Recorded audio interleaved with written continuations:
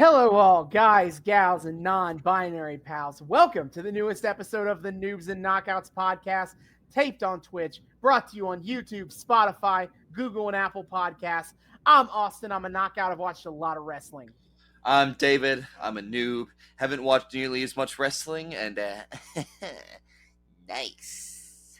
Yeah, it is episode 69 here on the podcast, and we are absolutely children enough to do something special for it. Yeah, and I've had this in my head for a couple of months. Oh my god.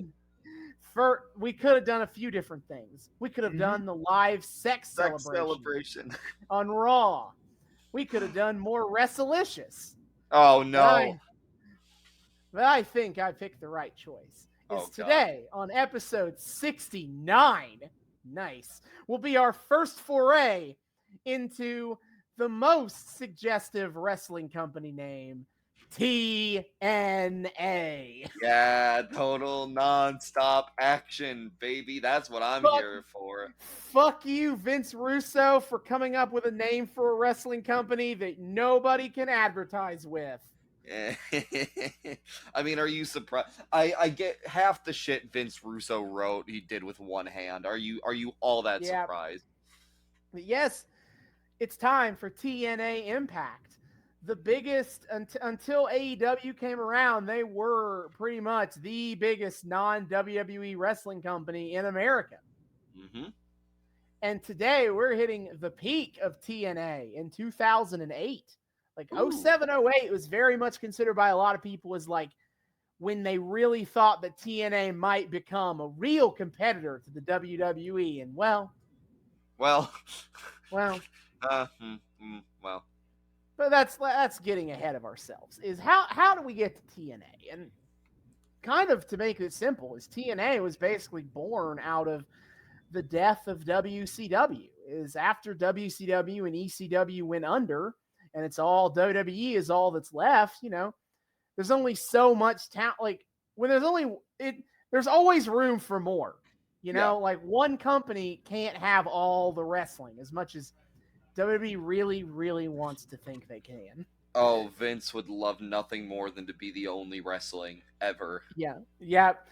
But, basically is that it's kind of born, TNA was kind of born out of the ashes of WCW. A lot of the central talent in early TNA, beyond like young upstarts who WWE just didn't see a value in, is like older established names that WWE didn't see value in because they're older and they weren't big main event stars in their eyes. Yeah. Basically, the original kingpin of TNA was Jeff Jarrett. That's JEFF. JARRETT. Jeff Jarrett. Jeff Jarrett, country daddy, and prolific entrance prancer is here, I see, to run the show. Yep. And initially, they couldn't get a TV deal. So what they did for the first, I think, 2 years of their existence was weekly pay-per-views. Oh, shit. Okay. You bought it. The pay-per-views were like $10 to $15 a week, and you just bought a pay-per-view every single week instead of. Yeah, I'm not going to say it was a largely successful business model, but I mean, it kept them going until they could get something else. Pretty much. TV, listen, TV, you don't get a TV deal with no TV footage, with no wrestling footage to actually show the networks. So, that's fair. Like I get it, even if it's silly to go, even if it's easy to go back and be like, weekly pay-per-views, that's obviously not going to work. Like, what the fuck else are you going to do? Yeah, what other options did they have at the time in 2002? Absolutely. But TNA always had like an all-star level roster in its peak because again, WWE was very much insulated at this point and was kind of like, we're going to build our own guys from the ground up and we don't want your fucking indie nerds. Get the fuck out of here. So TNA basically got casual fan discourse. Yeah. So they got kind of the pick of the litter among indie wrestlers. Plus, I mean, again, WWE had a lot of aging old guys that they just didn't see a lot of value in. I'm going to give you a rundown of some of the names of people currently in TNA in '08. Is you got Sting, Booker T, Kevin Nash, the Dudley Boys, Christian Cage, Scott Steiner, Kurt Angle. Jesus. Well, yeah.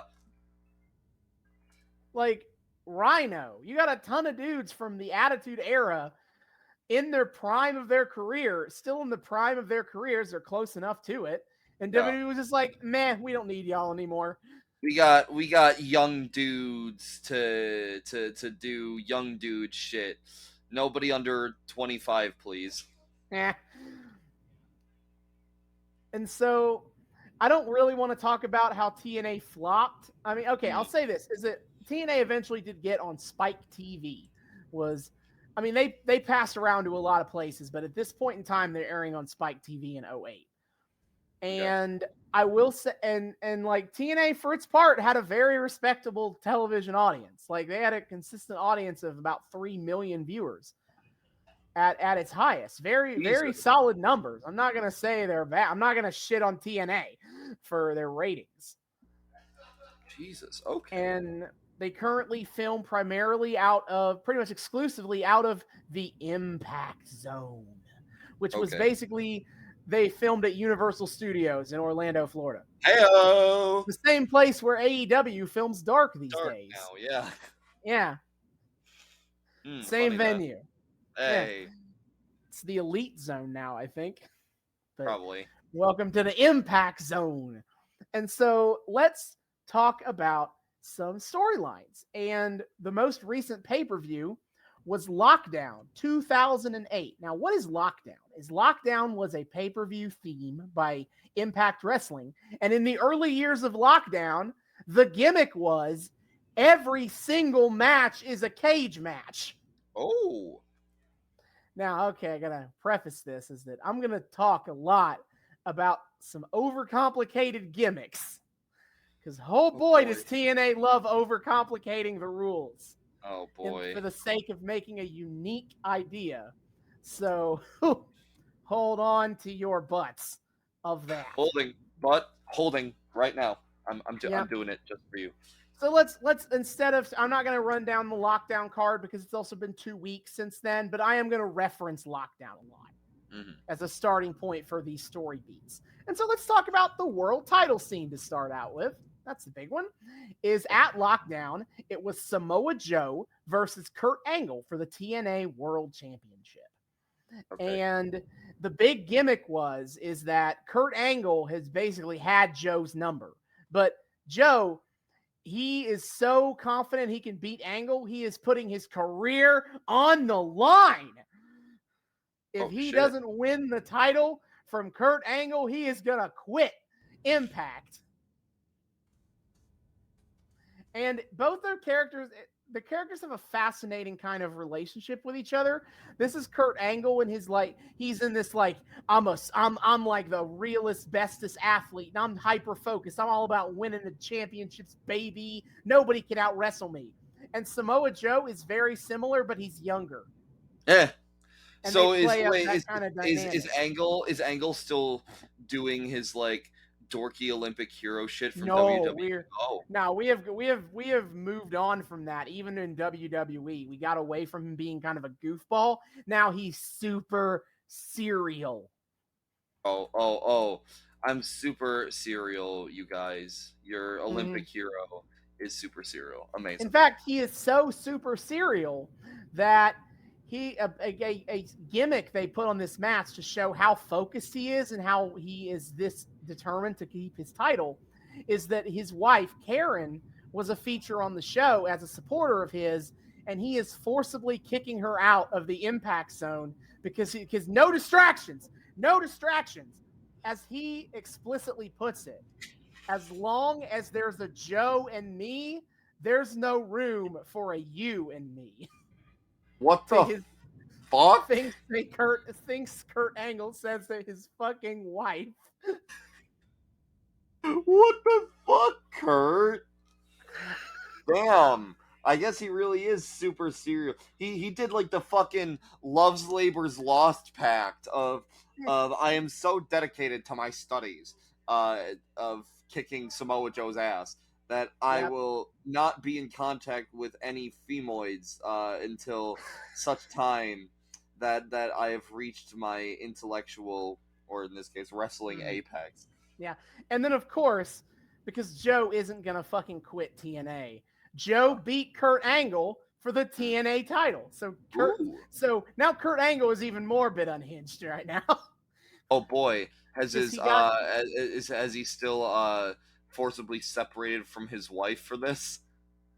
we'll get to that actually. Oh, That is oh actually a plot point. no.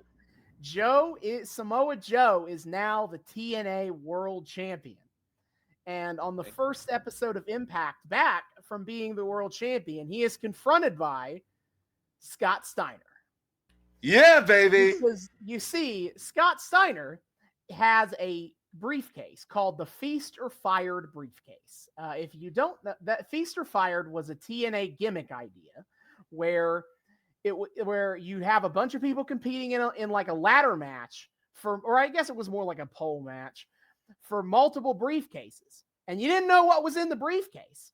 One briefcase would hold a world title match. One would hold a tag title match with a partner of your choosing. One would hold an X Division title match. I'll talk more about the X Division in a second. And one was a pink slip. You're fired. What the fuck? And it wasn't always kayfabe firings, by the way.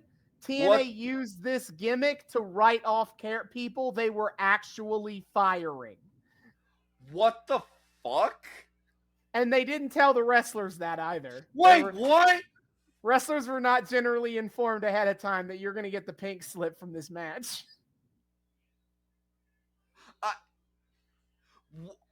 What? You know, I too hate confrontation, but Jesus Christ, I would have the dignity and in fact the foresight to be like, hey, by the way, your contract's up and we're not gonna renew, so you get the pink slip at this ladder match.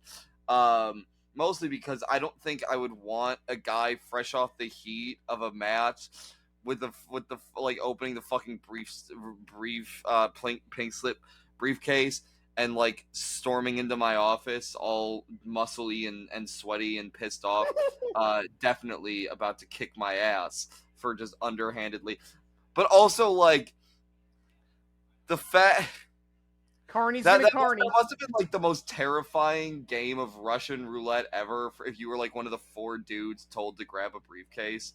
Yeah, a little bit. Jesus. Anyway, Scott Steiner has the Feast or Fired briefcase for the world title.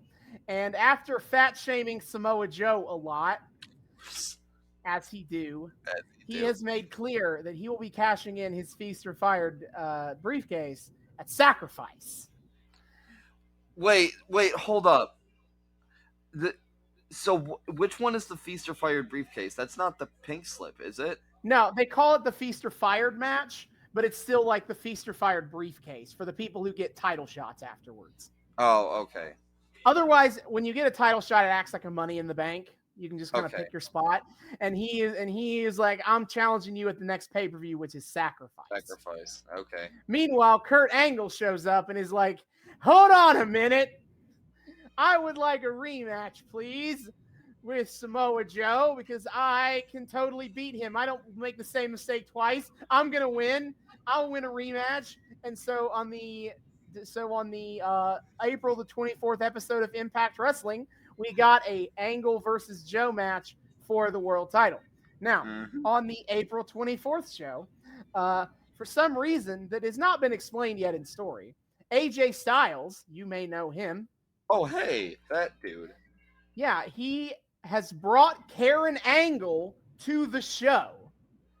And they don't really explain yet why he did this. But Jeremy Borash, who's the backstage interviewer, is like, hey, AJ Styles, the fuck?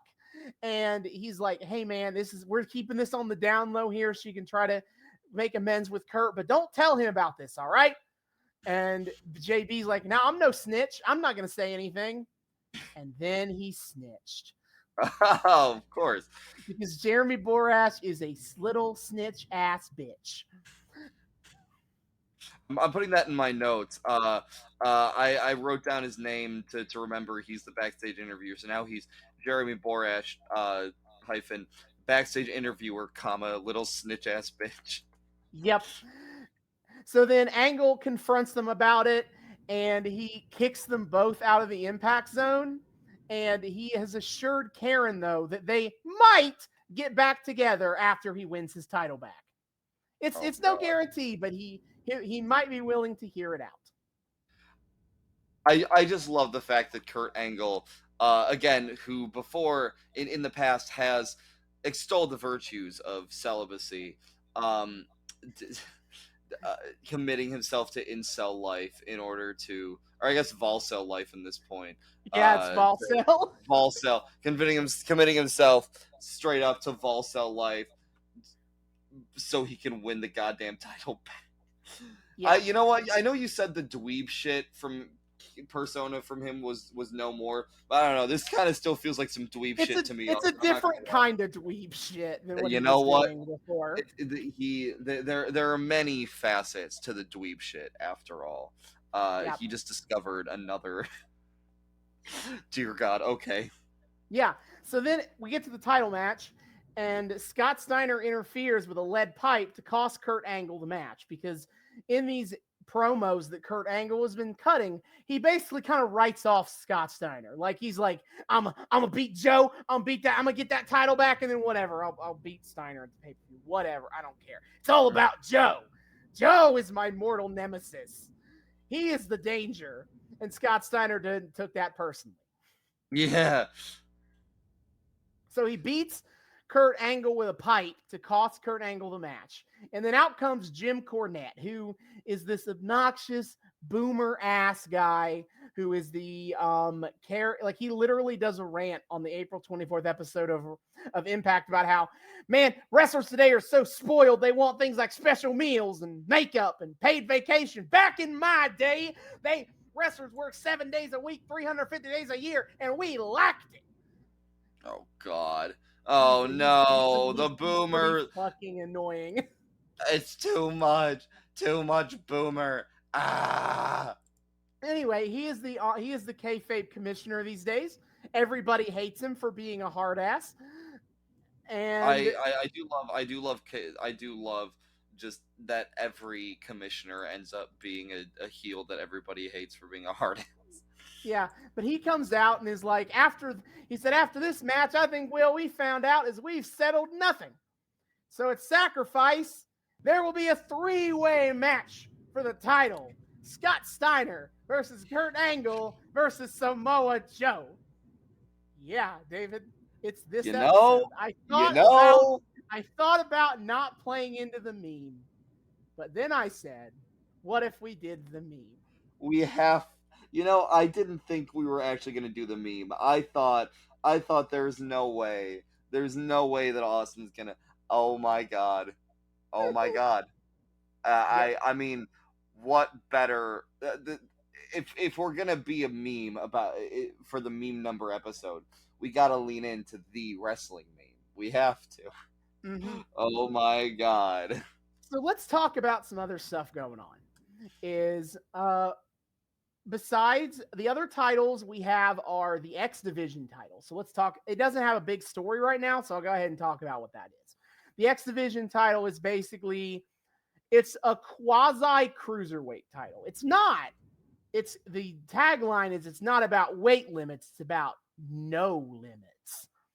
It's basically it's a match for your high spot fest moves, lots of moves kind of wrestlers, but it doesn't explicitly have to be a cruiserweight. Okay. But it is quite a few cruiserweights ending up in there. Yeah. And anyone who can hang, regardless of weight class, can become X Division champion stuff. Like Samoa Joe is an X Division champion, and that guy ain't no cruiserweight. Mm. So stuff like that. The current X Division champion after lockdown was Jay Lethal, Black Machismo. He is Oh deep. shit. He's deep in his Randy Savage impersonation character. Hey, oh, I didn't realize he had a full character out of that. I just thought he did a really fucking good Savage impression. Now, the Black Machismo. And he's got Sanjay Dutt as his best friend. Time is truly a flat circle. Oh, hey, Yeah. look at that. Yep. And he also has SoCal Val, one of the knockouts, as his ring valet to play the Miss Elizabeth role in this insane. Ah. Also, hey, knockouts, roll credits. Yeah, we'll get to that in a second. And they set up this possibility that like Sanjay Dutt might be having sex with SoCal Val behind Jay Lethal's back, but they haven't lingered on it much. They just threw it out there in April 17th, so we'll see. But basically, on the April 17th episode, Petey Williams, he is Scott Steiner's protege at this point in time. Scott Steiner gave Petey Williams the X Division Feast or Fired briefcase. And so Petey Williams did the classic Money in the Bank thing of, I'm going to cash in on you after your match. Oh my and God. So Petey Williams, little Petey Pump, he cashed in the X Division title briefcase and is now the X Division champion. Wait, you said Steiner gave it to him. Did Steiner win 2 different briefcases? Scott, I don't know how he had it, but Steiner had 2 briefcases. I don't know what the circumstances are that he got the one or both of them, but he did end up with 2. Jesus. Okay, and he just well, casually gave one away to old Petey. You know what? I appreciate him spreading the love. That's what a good Big Papa Professor Pump does. Yep. All right. Let's talk about the tag team titles. So coming out of lockdown, the tag team title champions were AJ Styles and Tomko. It is AJ Styles, the Prince of Phenomenal, basically a cocky wrestler who is better than you. And Tomko is his big, muscly bodyguard. Ooh. So, okay, here's a thing. So on the April 17th episode, they have a tag title match against Eric Young and Kaz, who you might know him as Frankie Kazarian. Oh, hey! Yeah. So they lose the tag titles to Eric Young and Kaz, but okay, here's how. There's also LAX was in the match too. Forgot to mention that. That's the Latin American exchange. Hey! Is Hernandez and Homicide. Homicide, okay. Yeah. I've talked about their gimmick before when we first saw Hernandez on Lucha Underground. Indeed. So Eric Young and Kaz won the titles, but let me explain Eric Young. Eric Young is right now playing this character of like scared, paranoid guy who like is scared of everything and is a big old coward, but he has a alter ego as Super Eric, who is doing a Superman parody bit, much like the Hurricane. But here's the kicker. Everybody knows that Eric Young is Super Eric, except Eric Young. Eric Young doesn't know or doesn't acknowledge that he is the same person as Super Eric. Okay. So, first of all, my first thought wasn't like Hurricane. My first thought was fucking Grover from Sesame Street. Sure, that works. It sounds a little more akin to the whole very silly, very obvious superhero alter ego who you share a fucking name. He is a comedy character he's a bit of a comedy character to be clear here. So his refusal to acknowledge this, is it legit like he has no idea, or is it him trying to play coy? Or do they not? We don't know that. We don't know that at the point in time. Right. You know anyway, what? I'm goofy bullshit. Let's do it. Yeah, so what happens in the tag match is Eric Young runs away, and then out comes Super Eric to interfere and help win the match. And so after the match, AJ Styles goes to Jim Cornette's office to complain about this because he's arguing that Super Eric is interference Eric Young Yeah. doesn't claim to be Super Eric, so Super Eric shows up as interference. That's unfair. And Jim Cornette's like, are you an idiot? Eric Young, Super Eric is very clearly Eric Young. You can't interfere in your own match. Well, but Jim Cornette's like, fine. If you'll leave me alone, I'll go talk to Eric Young. And he goes and talks to Eric and is like, hey man. So Styles and Tomko are complaining. Talk to me. Just explain to me this Super Eric thing. And he's like, Eric Young plays like, what? I don't know what you're talking about. And so in the ring, Jim Cornette is like, this is your last chance. Super Eric Young, come out here and reveal your identity. And Super Eric comes out. And Jim Cornette's like, okay, Super Eric, tell the world that you are Eric Young. And he is like, I cannot do that. I know not who this Eric Young is. Oh my fucking God. And Jim Cornette gives him a couple of opportunities to come clean. And he's like, nope, I'm not Eric Young. And so he's like, well, in that case, I'm stripping Eric Young and Kaz of the tag titles because they had interference. Holy shit. And Kaz is pissed because he's like, dude, bro, come on, man. This is the tag titles. You can drop the act now.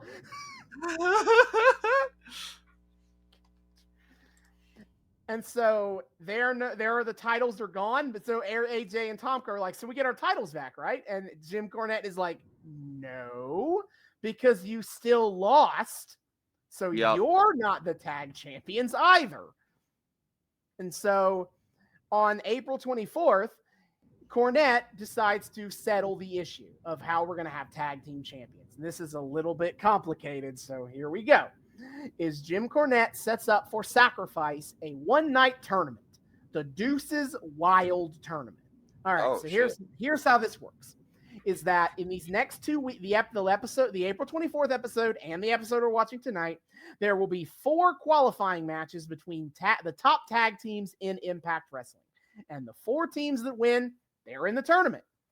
Also, at Sacrifice, there will be a random draw with between 8 wrestlers who will be randomly created into being 4 other tag teams the night of the show. And they will also be competing in the Deuces Wild Tournament. Wait, what the fuck? How many? Wait, so that's... It's an 8-team tournament.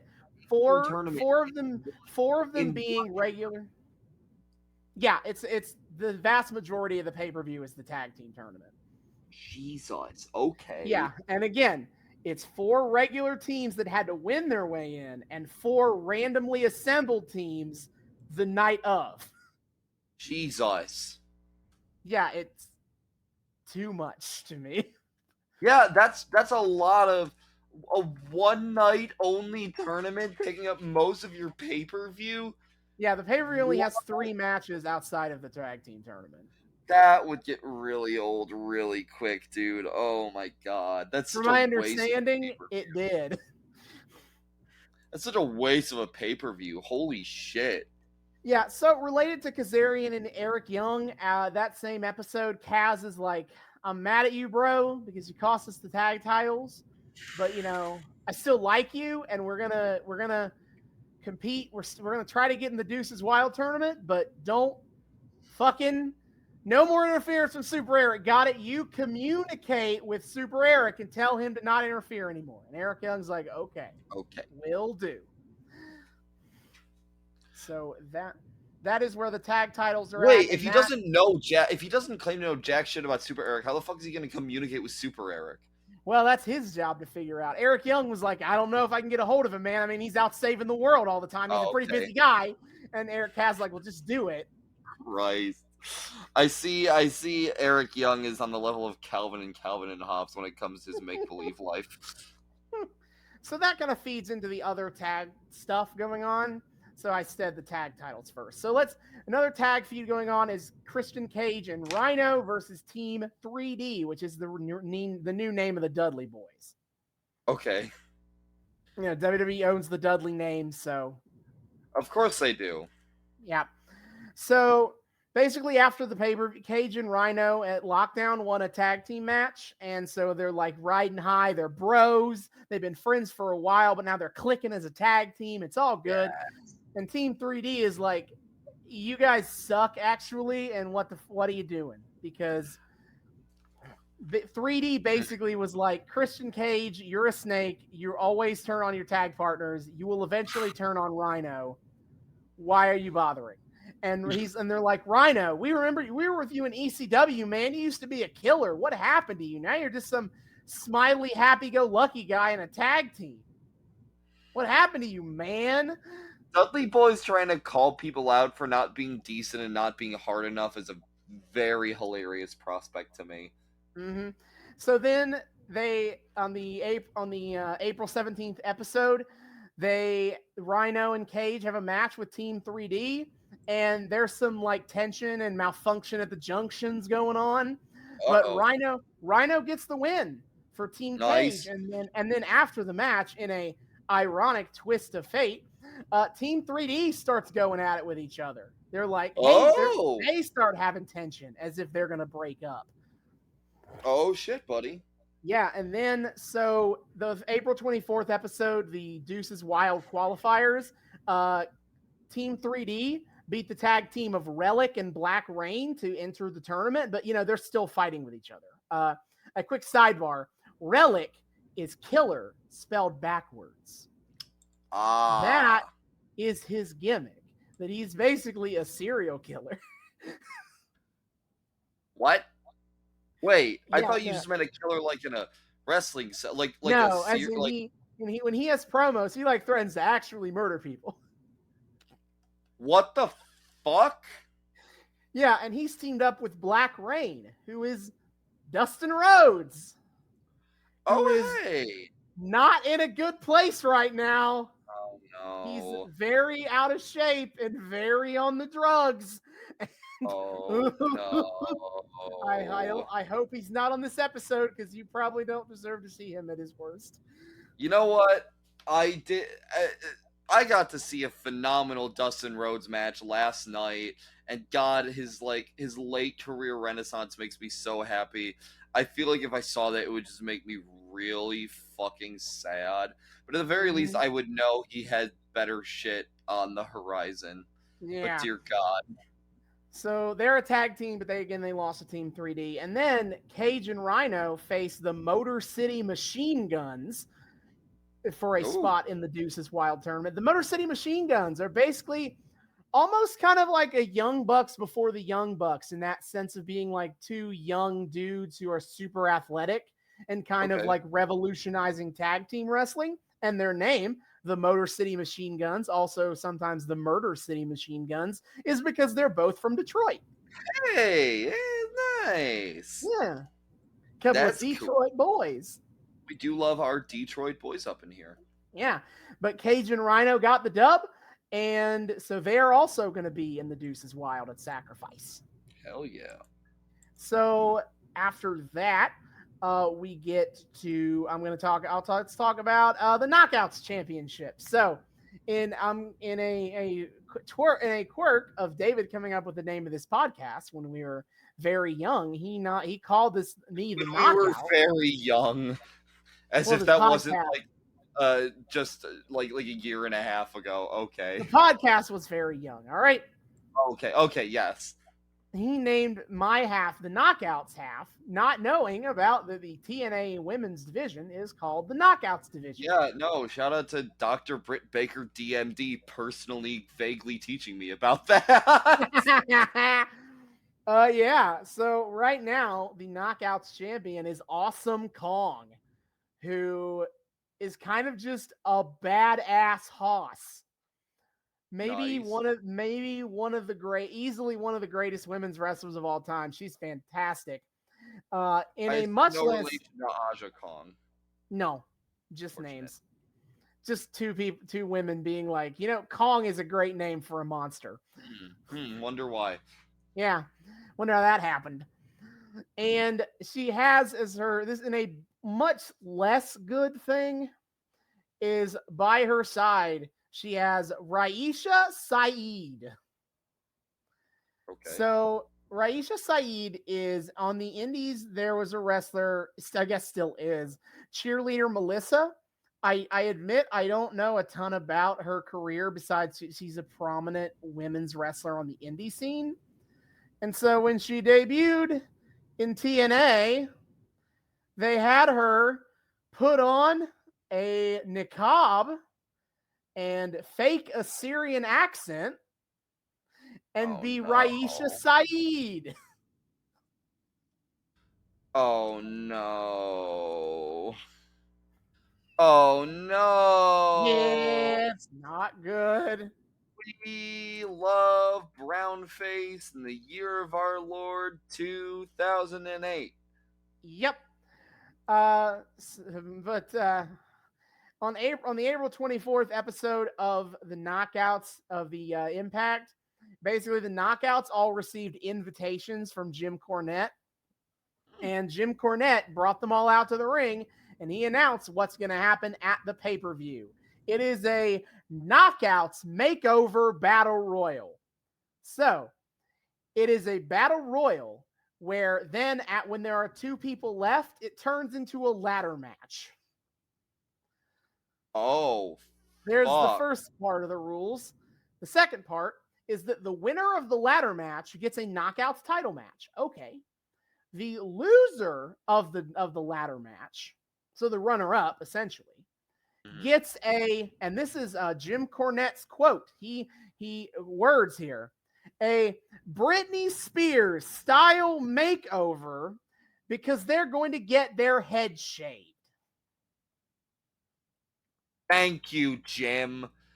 Very cool. Yeah. Yeah, the Knockouts division is frequently credited as kind of being a women's revolution before the women's revolution. And in certain aspects, like Awesome Kong, sure, fair point. But let's not get it twisted.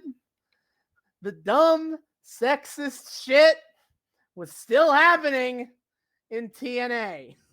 Christ in a handbasket.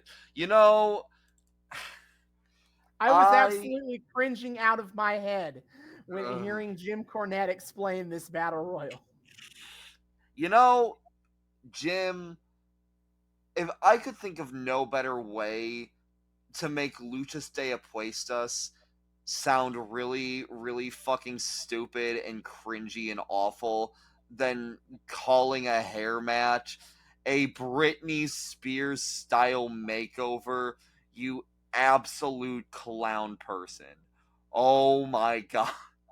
Look, I know in Pretty no way much. those that everyone thought that was the funniest shit in the universe.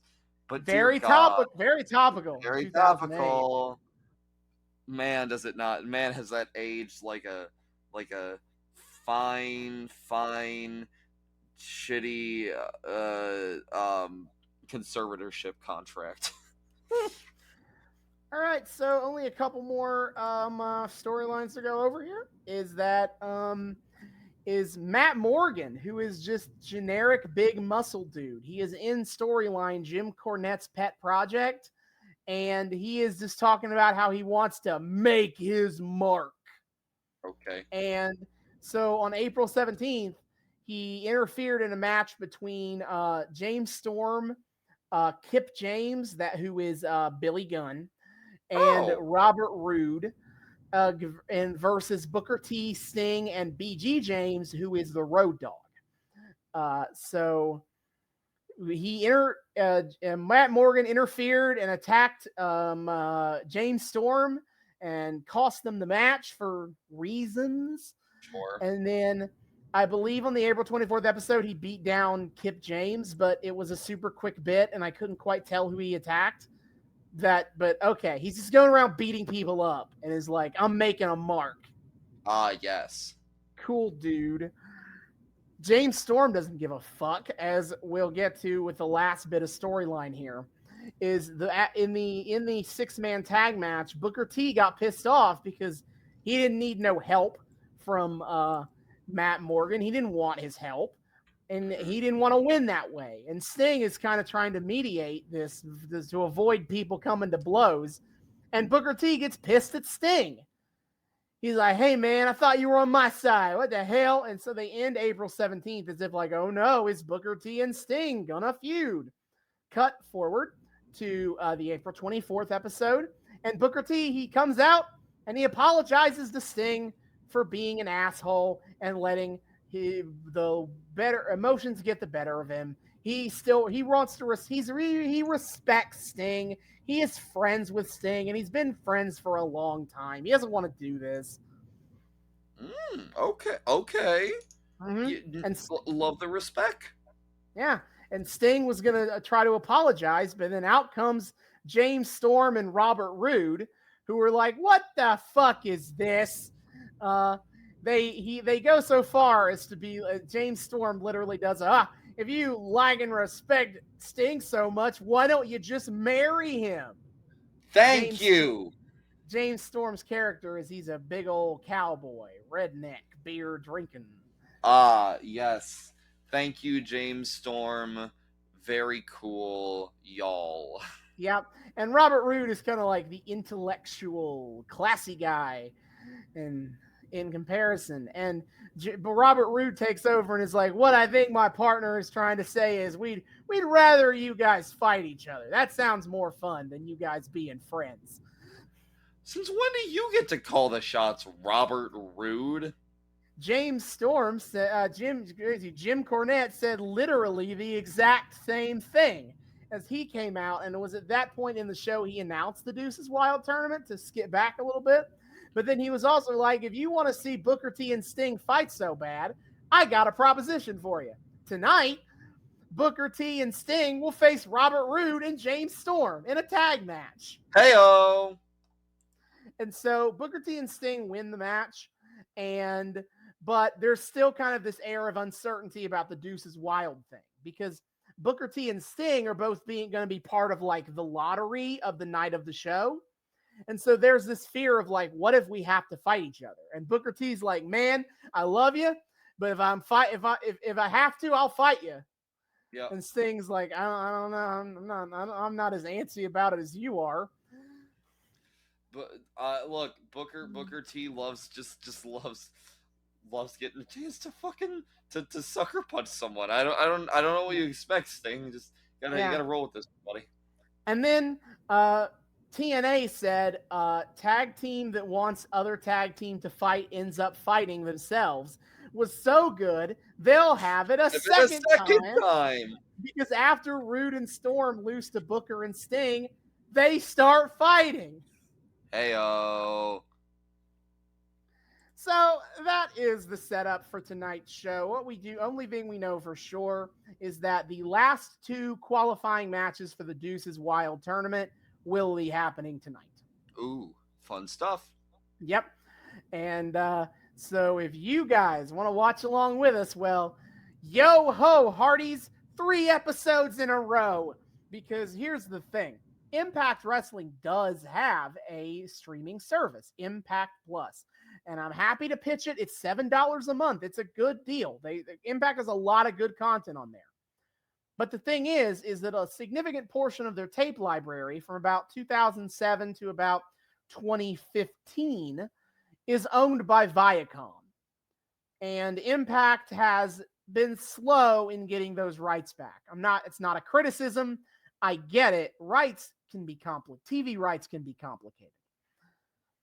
But what that basically means is 2008 isn't on Impact Wrestling and isn't going to be on Impact Plus anytime soon. But don't you worry. Every single episode of Viacom era owned TNA is available on the Internet Archive.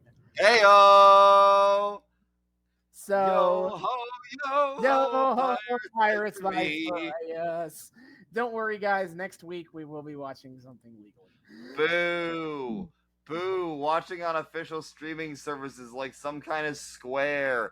Boo! Sure. But yes, that we have now set the scene. It is time for us to go watch TNA Impact from May 1st, 2008. Oh boy. And Sorry. Yeah, it's fine. And we are back. We have just finished the May 1st, 2008 episode of TNA Impact. Cross the line. God damn. That was wild. So off the bat, I already kind of fucking love TNA.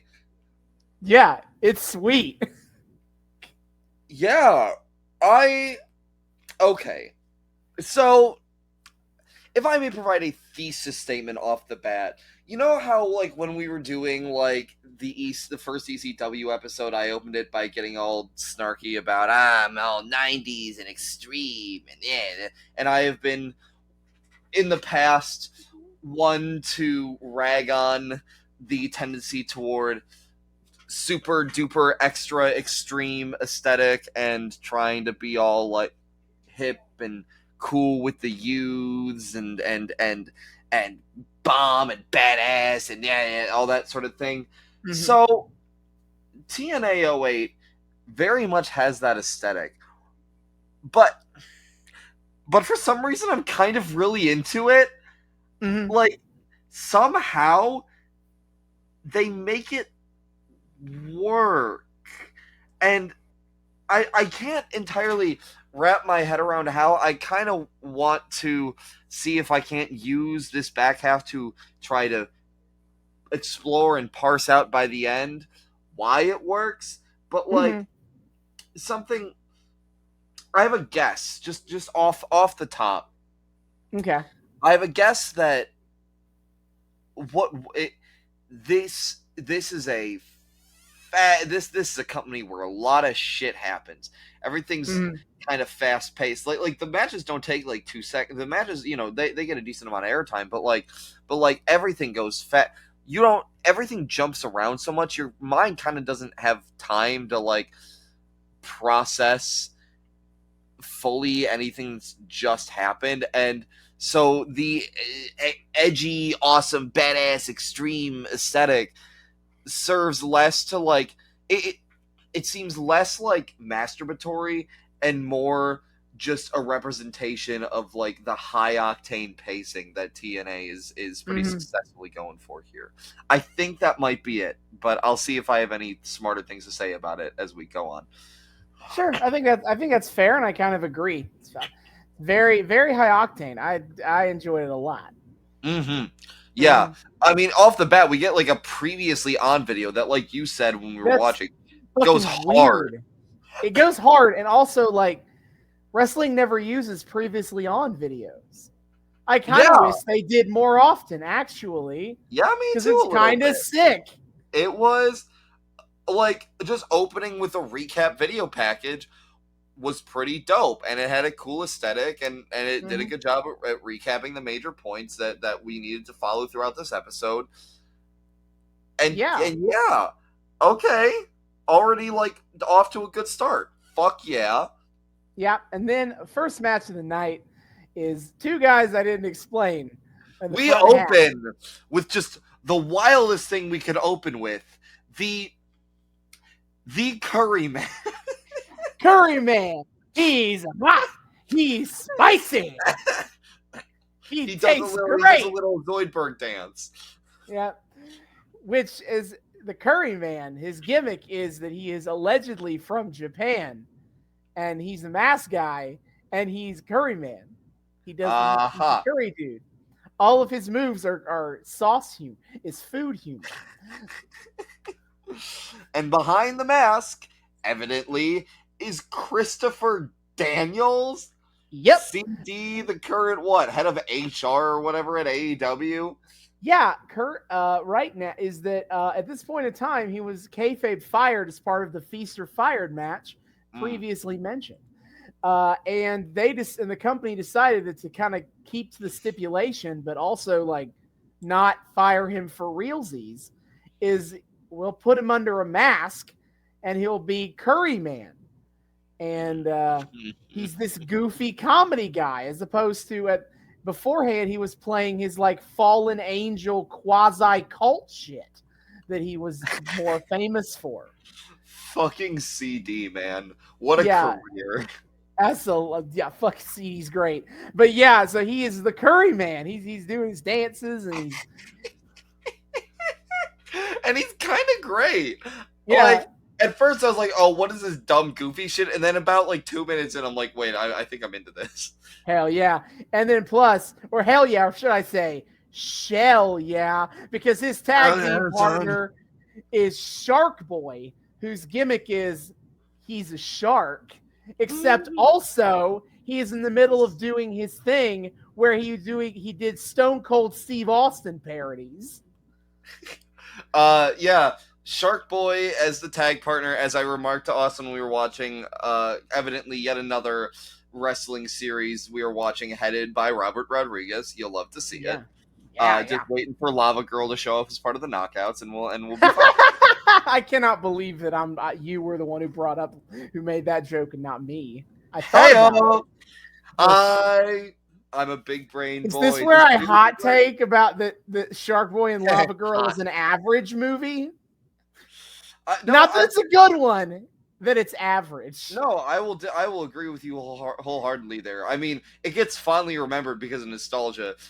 Not right, the best, not the best Rob Rod offering there is.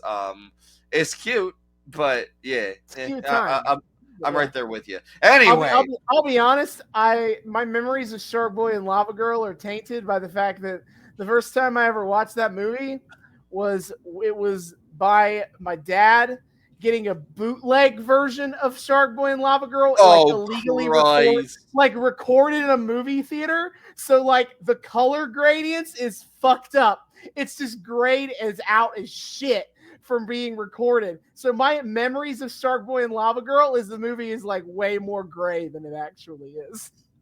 Oh, damn! That I feel like that could be something, but I don't know what that something is. But it's a statement. It is something to be sure. Absolutely. And then face the Motor City Machine Guns is who Shark Boy and Curry Man are fighting. Yeah, I couldn't help but notice that this tag match looked a lot like what it looks like when I play Smash Bros. In that you have like the legit like photorealistic dudes, like your Fire Emblem characters and shit, who are like the high ranked ones who are definitely gonna win, and then you have me playing my goofy fucking Luigi's and Donkey Kongs over here looking cartoon character looking asses who. They're probably not going to win, but damn, are they fun to look at.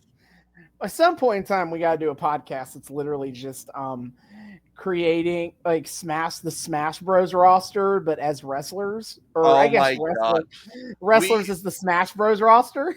We have our whole, we have a whole cavalcade of, like, wrestling video game retrofitting to other pop culture shit thing that we gotta do at some point.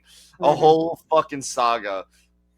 Yeah, but back to the match. The match is a lot of fun, honestly. Like, yeah, no, Curry Man and Shark Boy, for as dumb as they sound, are legit. I mean, clearly it's fucking Christopher Daniels behind the Curry Man mask, of course. Yeah, the two of them together, they're actually pretty solid, and they put up a really good fight. And if it weren't for the fact that Motor City Machine Guns were over here looking like fucking Ike and Sheik or whatever, I might not have been entirely sure who was going to end up the winners here.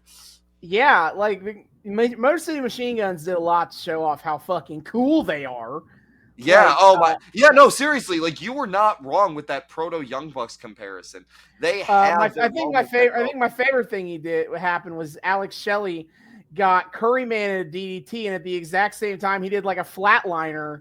Yeah. To Shark Boy at the exact same time. It was sick as hell.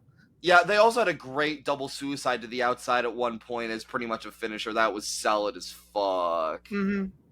It's a good match that, like, unfortunately gets ruined by Big Papa Pump. Yeah, Big Papa Punk is here to wreck shit, and he shows up, beats some people up, and gets on mic. And this is where I start realizing you could make a really fun drinking game out of take a shot every time somebody says sacrifice or at sacrifice on this. Yeah, I was figuring out how to bring this up, but yeah, they are like trying to force the word sacrifice into as many promos as they can, and it's not even like anybody has this interesting story about sacrifice thematically. It's just literally everyone saying that like they're gonna make the most interesting thematic tie-in is the fucking Britney Spears Lucha de Apuestas.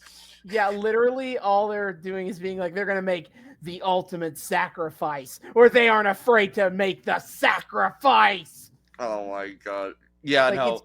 It's just words. It's not any thematic tie-in. Words. Exactly. Yeah, no. But man, do they want you to make sure you remember that word? Sacrifice.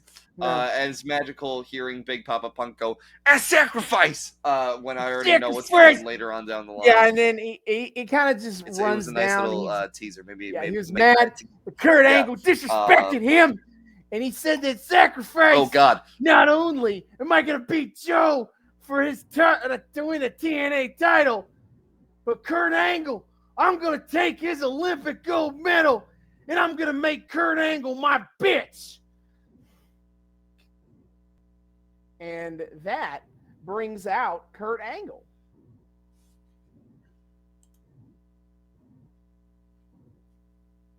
David. Hello. Oh, for God's sake. Brother. Oh, God. Oh, Christ. Here we go again. Hello. I don't even know what's going wrong this time.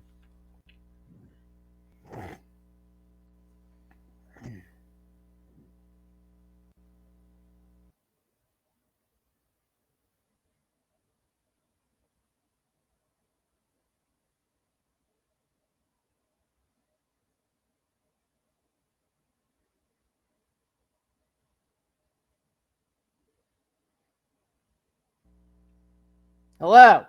Yeah, all right. Yeah, it gave me like one of your connections is unstable thing, so I had to like. Well, okay. Anyway, see, let me try to pick up where we left off. Yeah, okay. Kurt Angle came out. Kurt Angle shows up, and he's here to wreck shit now, and then Samoa Joe shows up, and he's here to wreck shit now. Endless chaos reigns. Yep. Kurt Angle comes out and he hits Scott Steiner with the ankle lock, and then Petey Williams hits him in the back with a lead pipe to knock Angle away. Steiner gets in the Steiner recliner, which is his submission move, and out comes Samoa Joe to kick everybody's ass.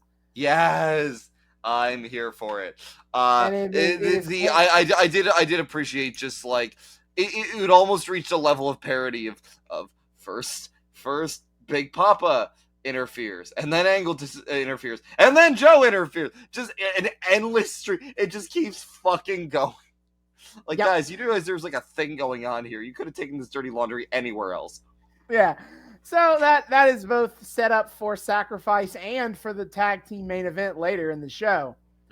But then we cut back to AJ Styles with Jeremy Borash, and AJ Styles is at Jim Cornette's office because Tomko has gone missing.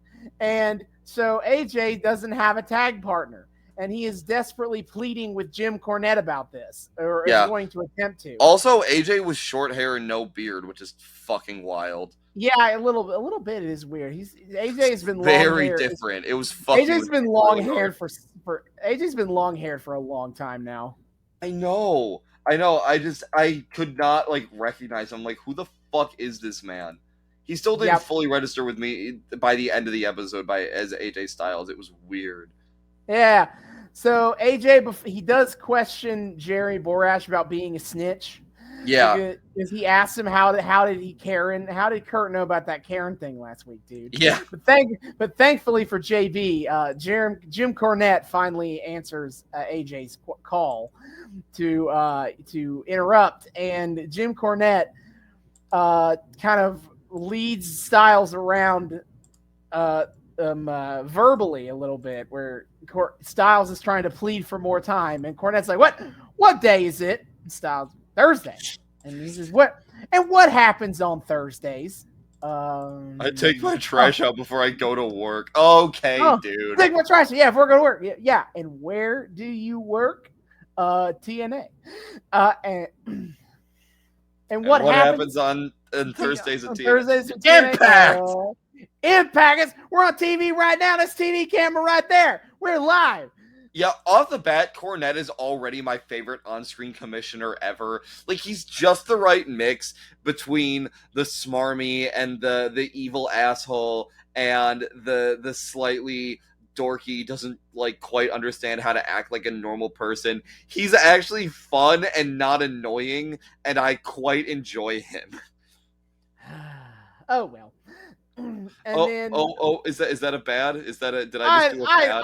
I don't like Cornette, but that's partially because I know he's podcasty is just as abrasive in IRL. Oh, it's okay, fine. that's it's fair. fine. It's With fine. Me knowing nothing else about Cornette, I just think he's a fun on-screen personality, and I certainly like him better than like Vince or fucking Ruthless Aggression era Bischoff.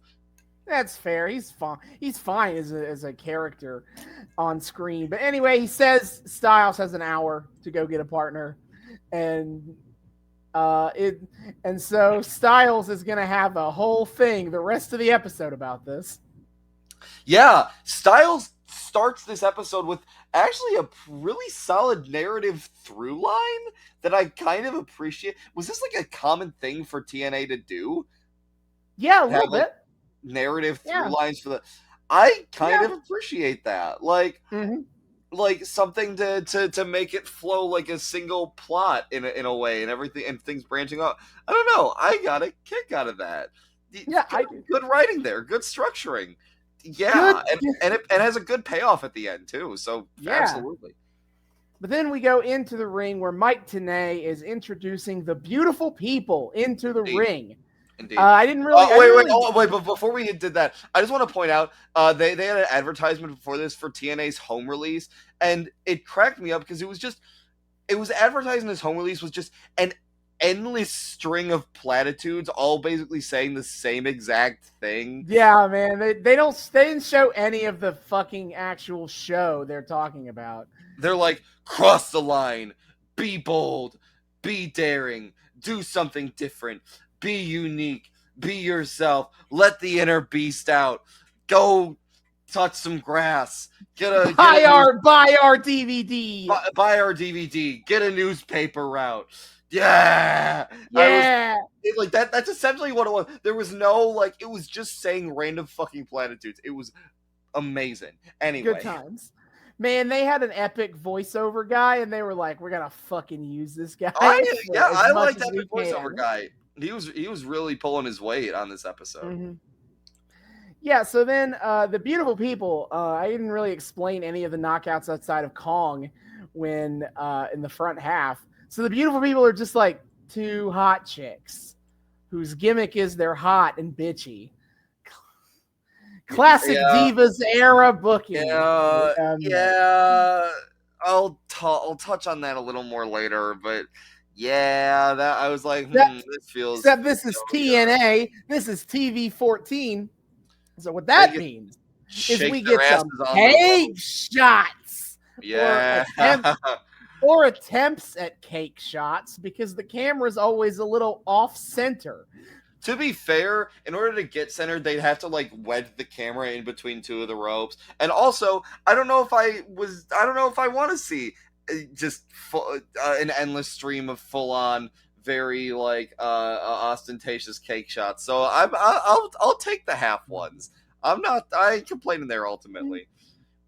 We still watched in great details Angelina Love and Velvet Sky just grinded on the middle ropes. Fair. So they get in the ring, and Tenay kind of rehashes what the Makeover Battle Royal is about and asks them, how they feeling about the match. And they said that, they don't sweat anything. They don't sweat anyone because their makeup would run if they did.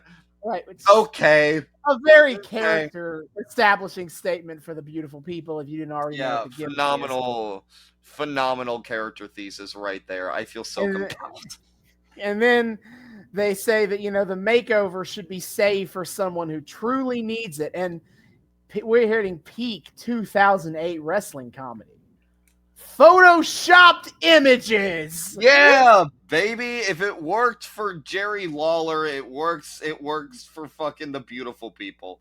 God damn it. So basically they showed photoshopped images on the video screen into the far right back corner of the building of the arena of Gail Kim and ODB bald.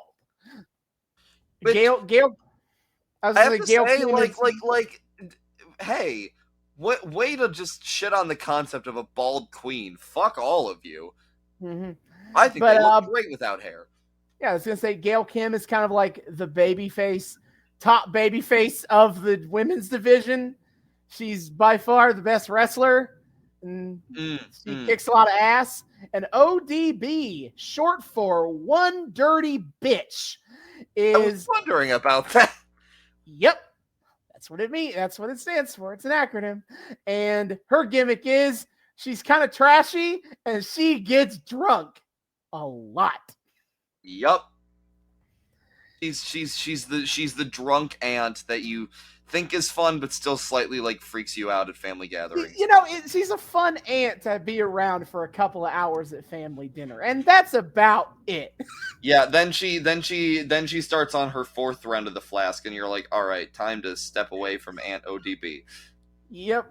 Anyway, and then Velvet Sky steals the Bella's future catchphrase, where the beautiful people are talking about how hot they are and how this is the highlight of these ugly losers' lives. And Velvet Sky then goes, you can look, but you will never be able to touch the beautiful people. I do appreciate them, like, really just building the most obvious heel heat moment of just being like, you, like, Angelina Love goes, you ugly, and people kind of start to boo, and then she just like forcefully grabs the mic from TNA and is like, and it just starts deep throating it as she goes, disgusting, wretched males and females who are poor and have no lives or whatever. Like, just whatever she could do.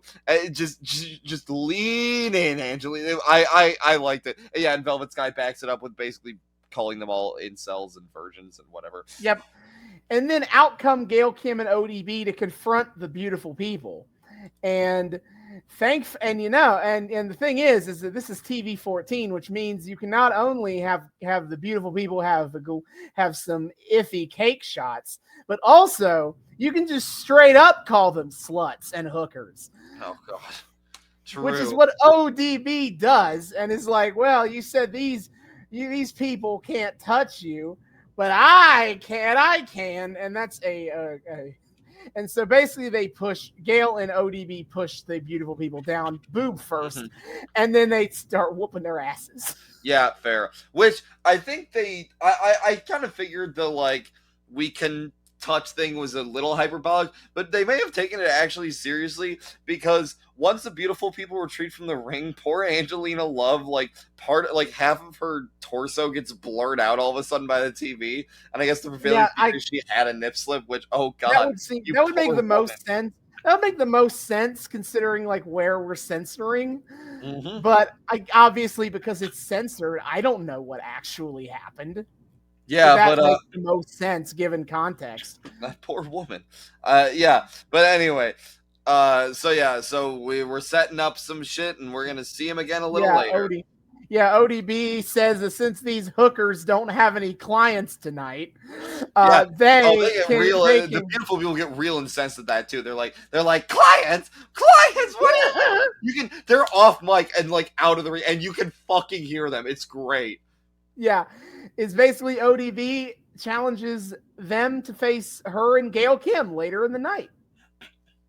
Absolutely. Off we go. So then we head back to AJ Styles with Jeremy Borash, and he's like walking around trying to find a tag team partner. And eventually Kurt Angle walks up to him and is like, hey, you been talking to Karen lately? And AJ goes, no. And Kurt goes, keep it that way. And walks off. Yeah, I know. That was a great line from Kurt. I'm really digging beefy extra serial Kurt over here. He's still he's great. He's still kind of like fun and dweeby in like this very try hard way, but you can also kind of take him a little more seriously. I like that duality from him. Yeah, and he's somehow gotten even more fucking jacked than he was in the WWF. What the hell? Yeah, he's a lot leaner and kind of more ripped than he was in his WWE days at this point. Yeah, what the fuck? Like, Kurt Angle went from a guy that I'm like, yeah, he's probably pretty, you know, he's a gold medalist, like, yeah, pretty fucking solid, and to just someone where, like, if I saw him in person, I think I would just melt. But AJ Styles, his first attempt at getting a tag team partner is Booker T. And Booker T, he walks into Booker T's locker room Booker's on the phone, and basically Booker T big leagues the shit out of AJ Styles. I couldn't tell if like that was him fucking with AJ Styles or just playing it straight. But yeah, Booker T basically is like, he doesn't recognize AJ Styles and is like, I'm busy, I'm on the phone, I don't appreciate fans barging into my room trying to get autographs. Which if that was fucking with him, holy shit, Booker, what a fucking flex there. God damn. Yeah, Styles just be what. I'm the most decorated wrestler here. It's fair. I'm an X champion, a tag champion, and the world champion. He's like, and then Booker T's like, oh yeah, well who'd you beat? Yeah, and like Styles seems kind of unable to answer that. He's just thrown the fuck off his rocker. And honestly, if I got Booker T yelling in my face and like insulting my very stature, I would probably be in that boat too. So honestly, fair. AJ can't quite seem to get the memo, and he tries to persist, and Booker basically tells him to fuck off. Whoa. Yeah, and that he does eventually leave. So then next we get a Samoa Joe promo with, I forgot to mention this, is that Kevin Nash right now is the mentor of Samoa Joe. Yeah. Yeah, that was so cool. I just see big old fucking Diesel Man back there. And he's holding Joe's belt, and he stands like a fucking couple feet taller than Joe does. So it makes this great tableau of him just standing over Joe's shoulder looking menacing. And Joe is on mic going off as one does. Yeah, it's weird seeing Samoa Joe play like a mostly straightforward babyface. No, when I'm so used to Samoa Joe just being like, even when he's a good guy, he's like, I'm gonna fucking murder you. Yeah. And everyone you know. He was there a little bit. A little bit, but there's still much more of a classical babyface kind of like attitude to him that feels weird. And also, quite literally babyface too. Oh my god, he's 14 years younger, and wow, look how small. Look at the cheeks. I love him. He is my good boy.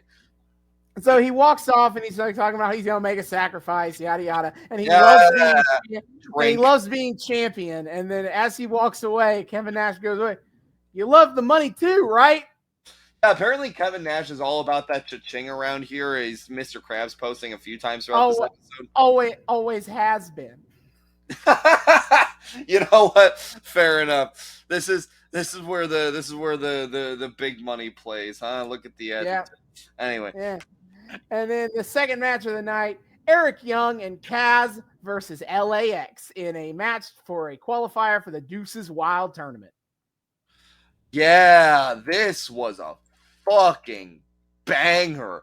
Oh my god. Okay, so off the bat, we get Eric Young and Kaz's entrance, and I already love it because they start walking down the ramp, and there's a pyroblast behind them, and fucking Eric Young just hits the deck. It's in this beautiful, like, he falls the fuck down and is terrified, and it was hilarious. Already, I'm in love with this man's physicality. That's great. And then LAX comes out to meet with them, and I mean, Jesus Christ. Yeah, match is pretty sick. It's a lot, like, LAX gets to control a lot of the match, and so we kind of get to see how well they work together, and yeah, they're a fucking great tag team. Yeah, I mean, Homicide is just broadly really talented, and then you add on you add on Hernandez's talent plus stature. I mean, watching Yeah. Hernandez catch someone out of midair that just never gets old. Mm-hmm. Yeah, they also He moves like a he moves like a fucking dynamo. yeah, This real they're and I mean Young and Chaos have a lot of great shit to match. And there was kind of they did have a little bit of the narrative going here of LAX ends up yeeting Young and Chaos, and pretty much because LAX is clearly able to move as like this really synchronous unit, and right now Young and Chaos are not that. I saw Kaz come in and make, or Young come in and make one assist while Kaz was in trouble, and he comes in, makes the assist, then immediately like just goes back out and like hides behind one of the fucking ring. Yeah, like they're not, the tag team isn't quite on the same page as LAX and as LAX. Big highlight of the match for me was when LAX did the drive by, which is where Hernandez has Kaz in a position to like flip him over with the flip him by the legs, and then he does it sort of and lets Homicide like clothesline him in his chest to knock him back over, and then he runs and does an elbow drop to Kaz off of that. After that. It's insane. Hernandez is an insanely good worker. Homicide clearly is right there with him too. I mean, come on. Yep, good. This might have been for me my favorite match of the night. The absolute best of the best. I think. I think it was the best match of the night. Yeah. It's not like it's close because a lot of the other work was good as fuck too, but still, goddamn. Yeah. But then it ends when Homicide is Eric Young does end up getting into the match. He's got the hot tag going, but then Homicide is able to just kind of get the better of him and get the roll up for the win. Yeah. Eric Young kept to his word. No super Eric in sight. No super Eric in sight. And commentary's even like, yeah, Eric Young kept his word, and Kaz might be regretting that right now. No super Eric to be seen. And man, kind of sucks to have an absolute fucking coward as your tag partner. Don't it, Kaz? Yeah, I guess that's not really great. That's not a great winning strategy most of the time. So LAX are going to the Deuces Wild tournament. Nice show of sportsmanship after the match between the two teams. These are two teams that are considered broadly baby faces, so no real heat with each other or anything. They fist bump after the match. Yeah. And then after, Homicide gets on the microphone and calls out Hector Guerrero, who is on Spanish. He is Spanish language commentary. Casually on Spanish commentary. Okay. Yes, Hector Guerrero, obviously a wrestler in his own right, like the whole family. He is brothers to Eddie Guerrero and uncle to Chavo Guerrero Jr., et cetera, et cetera. Yeah. The whole family tree. But he wants Hector Guerrero to come on down from commentary. And when Hector gets into the ring, Homicide explains that, they've studied Eddie Guerrero for many years. They love and respect Eddie, but they also love and respect the whole Guerrero family, man. And they want a Hector Guerrero in their corner at Sacrifice to help them get over the top and become tag team champions. Yeah. And honestly, this was a really cool segment because this felt really real. They start talking about Eddie, and Hector immediately just is like, you be careful what you say. Like, and don't disrespect my brother. But it didn't come off as like cheesy or overplayed. It felt kind of legit, and it just by that, I mean, in some ways, it almost feels like cheap these days to get a pop off of being like, Eddie Guerrero, but like everybody does a frog splash. Everyone does a frog splash. People love to wear their like Eddie Guerrero tribute colors or whatever. But like, doing if you're a heel and you do the Three Amigos, like that gets you like that basically builds you. You're a big old son of a bitch. Yeah, that instant go away heat. But I don't know. that stuck out to me, and it kind of created this like legitimate pathos because it felt as though LAX, and you know they probably definitely clearly were expressing a real like sentimentality, something that really meant something to them, of getting to reach out to Hector like this. And Hector kind of did a really great job performing that mutual respect. And it's, God, I kind of wish we could follow this through, because that felt like a really exciting electric moment, and something that could go on to be some really cool stuff. Yeah, and I also think that like part of what makes it work is kind of like there's still a novelty to like the paying tribute to Eddie thing, because like this is 2008. Eddie died in 2005. Yeah. And most Eddie tributes, like because Eddie, most of the Guerreros are like in WWE at this point. Yeah. Like, and as along with Ray. So like a lot of like the Eddie Guerrero tribute kind of content is mostly been in WWE. So outside of it, you haven't seen nearly as much kind of like tribute stuff with Ed regarding Eddie. So it does feel kind of novel to kind of for Homicide to kind of make this kind of statement about Eddie and Eddie, you know, on Impact. Yeah.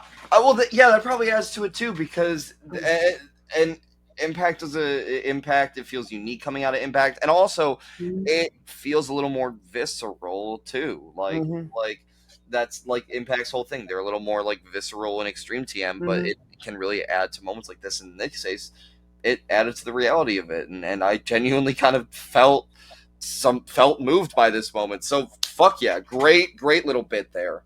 Absolutely. And then Hector Guerrero, of course, agrees to be in their corner. Yeah, obviously he's not gonna say no. Yeah. And so now the LAX have a new manager with them going forward. Then we cut on over to Jim Cornette's office. We get him in the middle of Tracy Brooks complaining to him about something. They don't really explain what she wants. Cornette's just like, whatever, go away. He says, to Shurov, he says, be free, which I just thought was cute. But then in comes Matt Morgan, and Matt Morgan is like, yeah, I'd like to make sure I'm in the Deuces Wild tournament, please. Like, make sure I'm in the eight who's in the draw, because he says, you know, Cornette owes him. And Cornette's like, I don't owe you shit. What are you talking about? I'm the reason you're here in the first place, douchebag. Yeah, you'll find out when the rest of them, everyone else finds out at the end of the show. And this is where Cornette coins his term for the people who are in the Deuces Wild tournament, the egotistical 8. Which I kind of like that. Mm-hmm. And then before Matt Morgan leaves, Kip James, good old Billy Ass himself, comes and just starts beating Matt Morgan's ass. For reasons. Yeah, okay. Well, because last week Matt Morgan kicked his ass and jumped him. So revenge. Oh yeah, yes. The lawless landscape of Impact. All of the interference. Fuck you. Yeah, and then in the newest adventure with AJ Styles. This time he's going to talk to Kevin Nash. Yeah, okay, this was my favorite, because he goes up to Kevin Nash's door, and Tenay's like, oh, buddy, you want to knock you with his reputation. You never know what you're going to find in there. Oh, I was like, oh, fuck. He knocks, and he opens the door without really waiting for an answer, by. So, yeah, way to just kind of... A bit rude. That. Yeah, and also, like, you know, if Tenay's telling you that he could be walking in on Nash doing some shit, you might want to, but whatever. So he walks in, and lo and behold, he does see Kevin Nash. Joseph posting, reading the dreams of whatever woman belongs in Rock and Rave Infection. Christy Hemme is who's with the Rock and Rave Infection. Yeah, he's like interpreting Christy Hemme's dreams, just like. But it's also extremely flirtatious, because he's like, you know, sometimes the banana is just the banana, and sometimes the latex is just the latex. God. So he's absolutely flirting, and Hemme's kind of into by interpreting her dreams. Hey man. Kevin! hey man, Big Sexy can work with anything. You know what? I would love to have Big Sexy interpret my dreams. I had a dream last night in which I think I was getting like hunted down by John Moxley. I would love to hear Kevin Nash's interpretation of that shit. But Christy Hemme is effectively kind of shoot away with Styles there, and then she like because the Rock, AJ is going to face the Rock and Rafe infection later. She yells and we're gonna rock, we're gonna rock you. Yeah. And then Kevin Nash is just kind of after she leaves deadpans is like, well, she ruined the whole mood there. Yeah, yeah. I love how we had to get a sidebar from Nash about how his boner got ruined. Okay, buddy. Yeah, but anyway, Styles tries to play it the way trying to speak Kevin Nash's language of how, you know, they could be big money together in the tag division. You love money, right, Kev? Yeah. Hello, I like money. Which, by the way, I kind of appreciate that AJ Styles comes off really smart in all these because he, like, even though he doesn't succeed, he clearly is putting some thought into like how he's going to convince some of these people to like try to be his tag partner. Yeah, I really like that. Like after he failed miserably with Booker, he starts putting in like the thematic effort, and I thought that was a cute touch. Yeah. So Kevin Nash, like he's almost listening, but then he's like, well, you know, big money in the tag. Well, you know, the real money is in the world title, and Styles goes, well, but Joe is the world champion right now. And Nash goes, you damn right he is. You damn right he is. And then he that's not ominous at all. Yes, nothing. We're obviously not going to see anything about that now, but ooh, indeed. Uh-oh. Nash and Joe might not be long for the world. Uh-oh. Yeah, look. Two things that Nash cares about most in the world. Sex and getting them dollary dues. And he's all out of sex. Then we move on to match 3 of the show. The Beautiful People against Gail Kim and ODB. Yes, yeah. We get the exact same entrance from the Beautiful People as last time. So we do! Ass shots and middle rope grinding. Cool. Yep. And then Gail Kim and ODB come out. And the match is on. I mean, it's a little clunky because everyone in the match is a little clunky except Gail Kim.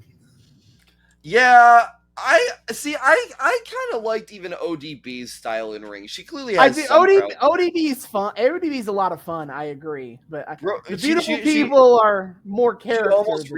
She almost reads the bit of like a sloppy or brutalist, essentially. Mm-hmm. Also, shout out to I mentioned this to you, but I want to mention this on air. Shout out to the Beautiful Ones being fucking scandalized by ODB spanking herself, despite like what their entrance is. Yeah, as I said, only hot people are allowed to shake their ass. But ODB is hot. She's an attractive woman. What? Not to the Beautiful People. Oh, fair enough. Fucking conceited bitches. Anyway. No, Gail Kim showing off her athleticism. Hella, Gail Kim is doing her Phoenix posting for a brief second. Yes, she tries to do like the classic lucha arm drag spot where you like grab them by the hand and then like run up to the top rope and then arm drag off the top.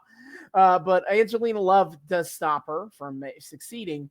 And then later in the match, she like gets Velvet Sky into a corner, baits her into the corner, and she like flips up to the top till being laying across the top rope and then rolls down into a roll-up pin.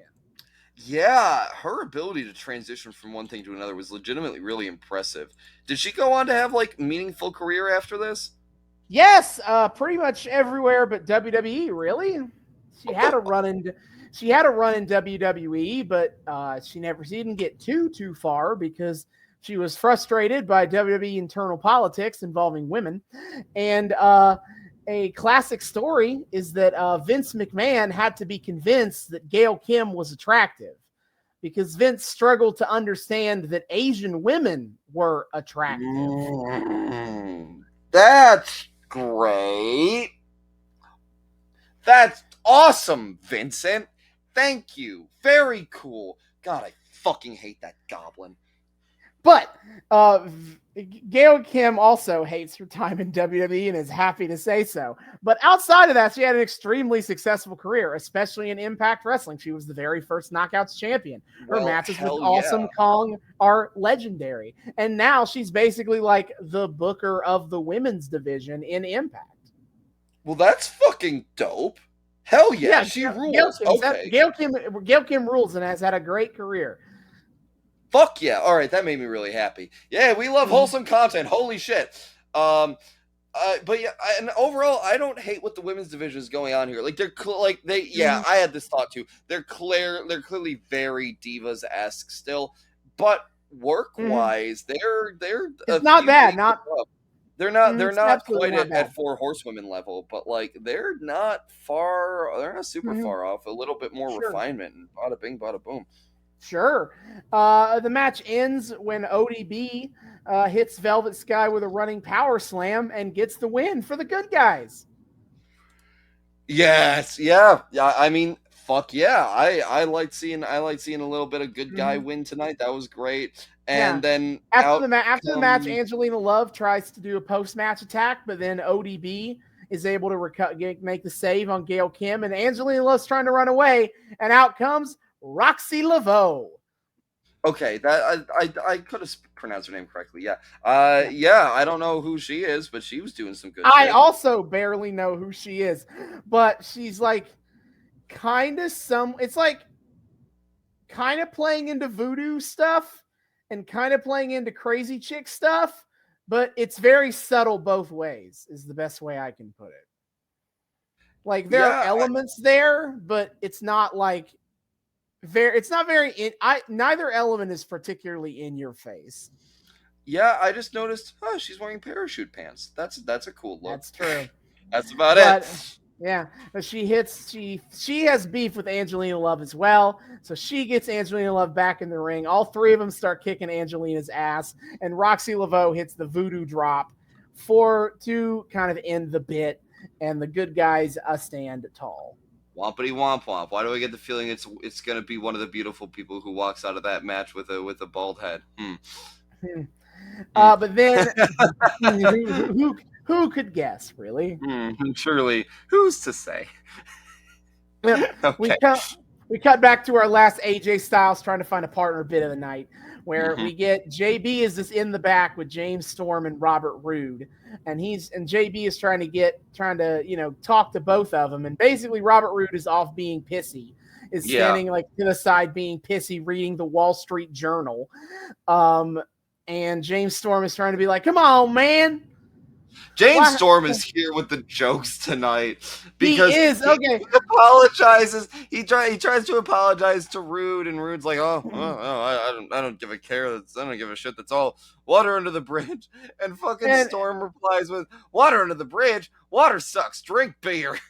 Yeah, there's despite the fact they're a regular tag team, it's very opposites attract kind of bit. The bit I love that Robert Roode's that Robert Roode is this refined Wall Street bro, and James Storm is a Tennessee hick. Yeah. And so James Storm, I don't want a beer, and he's like tries to get him to stop reading the Wall Street Journal, and he asks like what you're reading, and he's like. And Rude's like, yeah, we're Wall Street Journal, stocks, and James Storm's like, stocks, and he's like, yeah, and he's like, yeah, money, makes the world go round, and James Storm's answer is, you're gonna finish off another one of these beers and make the whole room go round. Yeah. You know what? Somewhere Neil Simon was smiling. This was the sort of thing he dreamed about when he wrote The Odd Couple. Yeah. Then in comes AJ Styles, and he's trying to recruit old James Storm, and he pulls out a bottle of liquor to ply Storm with. Unfortunately, he's not impressed. Unfortunately, James Storm's tastes are not refined. And so he's just kind of like, this isn't beer. I don't want this. You get the hell out of here. Yeah, liquor is too many letters. I only need 4 letters: B, E, E, and R. Yeah, and then Storm makes a dig at Karen Angle, and then Styles like, "Hey, don't you say anything about Karen." Yeah, what it kind of feels like they almost play this as if like by some innuendo he and Karen have a thing going. Actually, I don't know if it's both ways, but I'm thinking actually they are playing as like Styles has a thing for Karen Angle. Actually, Oh no. Oh like no. like I'm now remembering the Kurt Angle wedding renews his wedding vows bit, and yep, yep, Styles is jealous about that. So yes, the whole story here is that AJ Styles is trying to move in on Karen Angle. Welp, that's unfortunate. Yeah, anyway, this pisses off AJ and basically kind of ruins any hope that this tag team thing might come together. Robert Roode comes over and dresses him down. Is like, the answer is no. So and poor Storm leaves, has to grab all his beers because he's got like 2 6-packs of bottles of beer. Yeah, he's got so much, and then he like tries to grab the liquor from Styles anyway, and Styles won't take it. He's like, all right, I don't want it anyway. I mean, now I bought that one. Yeah. Oh well, yeah, I don't want it anyhow. Okay, buddy. Yeah. Anyway, so now you have JB and Styles sitting dejectedly at the lockers, trying to think of what he's going to do because he's out of time. He doesn't have any more. Who's he going to get for a tag partner? And then suddenly you see a shadow move off the screen, and JB looks up and he's like, "Hey, he's pointing at Styles." And Styles looks up and he's like, "Well, will you be my partner?" And you don't really hear what they say, but there's like a yes, and they're like celebrating, and we'll find out who his partner is after the break. Yeah. Yeah. Yeah, great times. A lot of it was a great. I really like this as like a narrative through line for the episode. It was super fun and cute, and like I got some like fun bits out of it. I'm here for it. Yeah, and then the fourth match of the episode. Yes, yeah. I'll let you take this one, buddy. I know. Oh hell yes! Because we had a rock and rave infection. Jimmy Rave and Lance Rock, who by the way is Lance Hoyt, who is Lance Archer. The Rock and Rave infection, aka the greatest tag team of all time, aka some rocker dudes who come out with fucking Guitar Hero guitars. This dweeb right here got really. This man who like once every few weeks will send me a new high score he's gotten on fucking Clone Hero, and who loves to show me weird goddamn meme charts, absolutely lost his shit for this. You goddamn right I did, because I am a huge Guitar Hero nerd. And so clearly the greatest tag team of all time is the Rock and Rave infection. And I will hear no other arguments. I mean, clearly that nothing makes you better as a tag team than having Guitar Hero guitars. Yep. Anyway, AJ Styles will come on out, and his tag team partner is Super Eric. Yeah. The music hits, and we see a video, and it's like clouds flying through the sky, and it's goddamn Super Eric. He's here, boys. And honestly, what a perfect fucking payoff for 2 storylines converging on one. That was honestly a really brilliant conclusion. Yeah, it's pretty funny that Styles literally lost the tag. Like, Styles went from complaining about Super Eric to now tag teaming with Super Eric. Oh, how the tables have indeed turned. Yeah. Also, shout out to goddamn Super Eric's emblem on his chest saying EY, Eric Young's initials. Hey, that's complete coincidence. On my planet, it's a symbol of courage. Well, on this planet, it's EY. On the planet of Italy, It's just saying "a." Hey. Anyway, I made a note. I didn't make a lot of notes about commentary tonight, but I definitely made a note of Mike Tenay when explaining what AJ Styles has been up to tonight, saying it's almost like AJ Styles has syphilis. What the fuck? I missed that. Yeah, because he's going through the locker room and everyone's avoiding him. Bruh. Yeah. Bruh. Are you kidding me?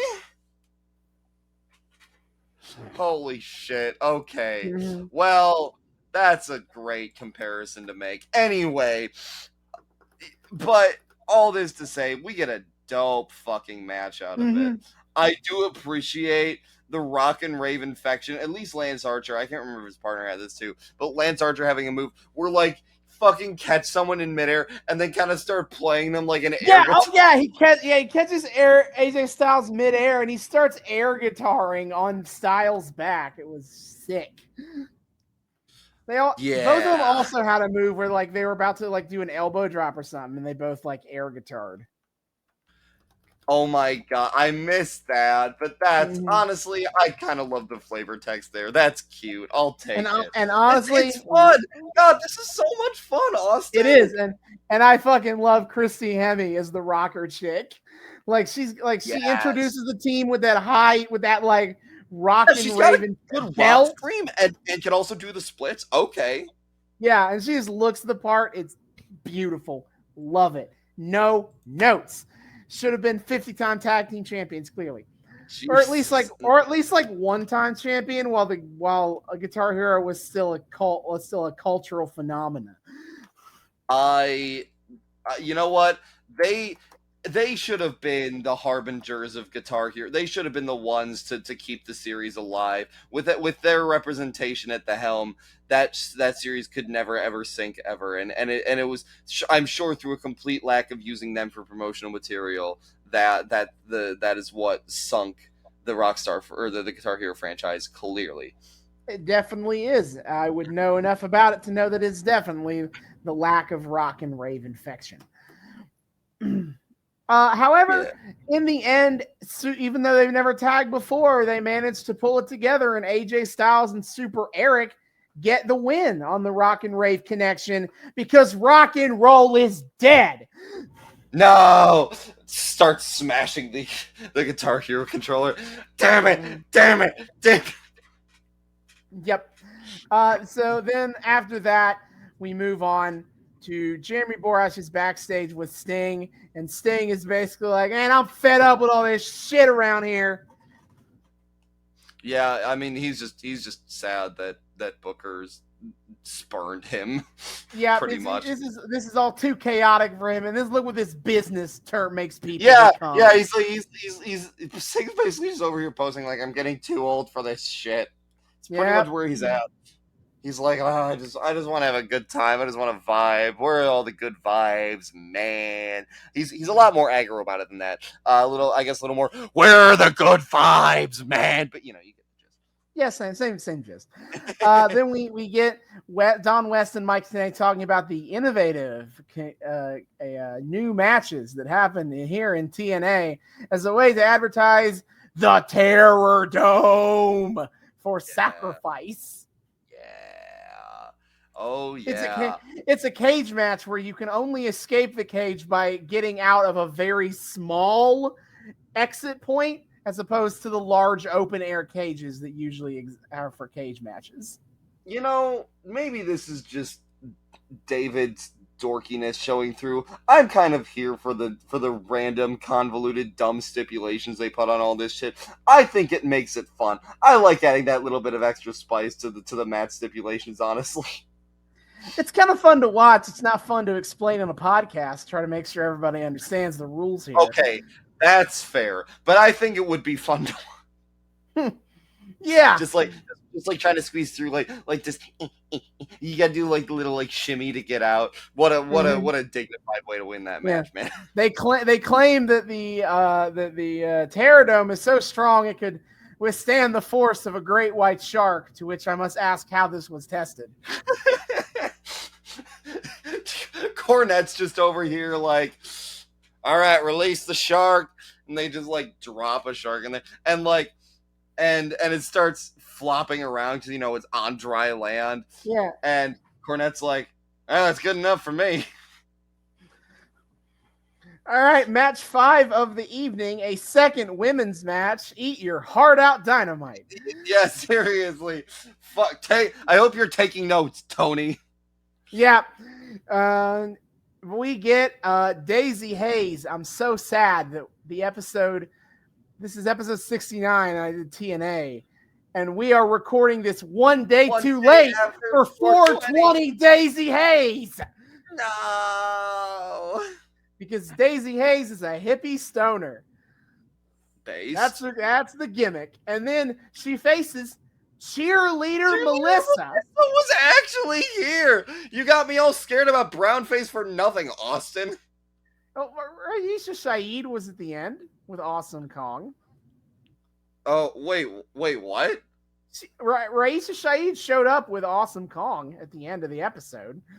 Wait, she did? Wait, yeah. Fucking cheerleader Melissa's pulling double duty here? Yep.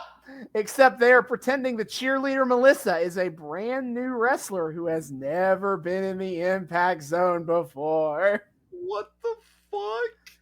I'm just going to say is I have never seen cheerleader Melissa and Marisha Saeed in the same room together. I think this is suspicious. Funny that some Brooklyn brawler is fucking what's-his-face's handler shit. God damn. Match is fine. It's kind of a nice little intro for both wrestlers. Cheerleader Melissa gets the win. Yeah, that was nothing too special. It just kind of happened. Yeah, cool. It doesn't really have any major storyline implications or anything, so Yeah, happy for you. Don't have too much to say. Melissa. Yeah, and then the moment that we've all been waiting. Big Papa. I thought about doing the episode where BG James and Kip James challenge Shawn Michaels and Triple H to a shoot fight at the Alamo. I thought about doing the episode where Kevin Nash and Booker T do stupid guest commentary, and Booker T does guest commentary over his own beatdown segment. But I realized that for our first episode of TNA, what else could I do except the math promo? Yes. Because you see that all men are created equal. But you look at me and you look at Samoa Joe and you see that statement is not true. You see, normally you got in a one-on-one match, you got a 50-50 chance of winning. But I'm a genetic freak and I'm not normal. So you got a 25% at best of beating me. And then you add Kurt Angle to the mix, your chances of winning drastic go down. So you see, a sacrifice, you got a 33 1/3 chance of winning. But I got a 66 2/3 chance of winning because Kurt Angle knows he can't beat me, so he's not even going to try. So Joe, you take your 33 1/3 chance of winning, minus that 25% chance of winning, and if we was to go one-on-one, and you got an 8 1/3 chance of winning at sacrifice. For me, I take that 66 to 75% chance of winning if we was to go one-on-one, and then that 66 2/3%, and I got 141 2/3 chance of winning a sacrifice. Senior Joe, the numbers don't lie. And they spelled disaster for you as sacrifice. God. Oh, first of all, what a fucking king. I need to memorize that as well as you do. You got to include the parts where he stumbles over his own words, like 75% chance. Yeah. Oh, my God. Okay. The word genius gets tossed around sometimes. I think you need look no further than Professor Papa Pump. to see that definition come to its apex. I mean, here's the thing about this promo. Like, it's become a giant meme on the internet, right? But, you know, they didn't, this, for Scott Steiner, this was just that he decided to just go particularly hard for. So it comes out of nowhere, and it leaves as soon as it's He's as this kind quickly of as it came. lunatic all the time. Yeah. This is just the lunacy that happened to get captured by the internet. But honestly, there's a brilliance to this. I mean, first of all, I don't think people talk enough about the fact that the arithmetic here absolutely checks out. Like, the math is dumb, and Scott Steiner knows that because he was a fucking math major at U of M. But the arithmetic here is on fucking point. Scott Steiner is doing this on the spot in his head and not stumbling for a second aside from percentage changes, which honestly just makes the promo better. Scott Steiner, as far as I'm concerned, with this, cut what is legitimately one of the best promos in wrestling for the fact that he was able to do this, like, straight up arithmetic off the cuff in character and connect it nearly flawlessly with an unhinged rant about how he's gonna win like any good heel does. Oh my fucking god. Like, we meme about this all the time, but this is honestly just one of the best promos in existence, I think. I'm not even kidding here. Yeah. Like, it's the right amount of, like, the arithmetic checks out, but also it's the most insane heel logic I think I've ever heard. Like, I don't really want to break down every single thing wrong here, but also, how does he determine that you have a 25% chance at best of beating him one-on-one? How do you assume that Kurt Angle knows you got to factor in the genetic freak factor? It adds another 25% easy. How does he figure that Kurt Angle knows he can't beat him, so he's not going to try? Why do you subtract 33 and a third from 25? Why do you add 75 and 66 and 2/3? What does a 141 and 2/3 chance of winning even look like? Statistically. Yeah. Who cares about any of that? It's incredible. It's honestly, like, you know, we talk about some of the best on mic, CM Punk, MJF, fucking, you know, Rock and Stone Cold to an extent. But, like, goddamn, where is the love for Big Papa Punk, able to spit bangers like this? And this also has a rhythm to it, too. Like, that's the other thing that really makes this work, is Big Papa Pump, the way he talks. I love that name so much. The way Big Papa Pump talks, he's got such a natural rhythm to him too. Like you can remember so much of this because he's so good at, like, having this beat to it and then punctuating things that need to be punctuated.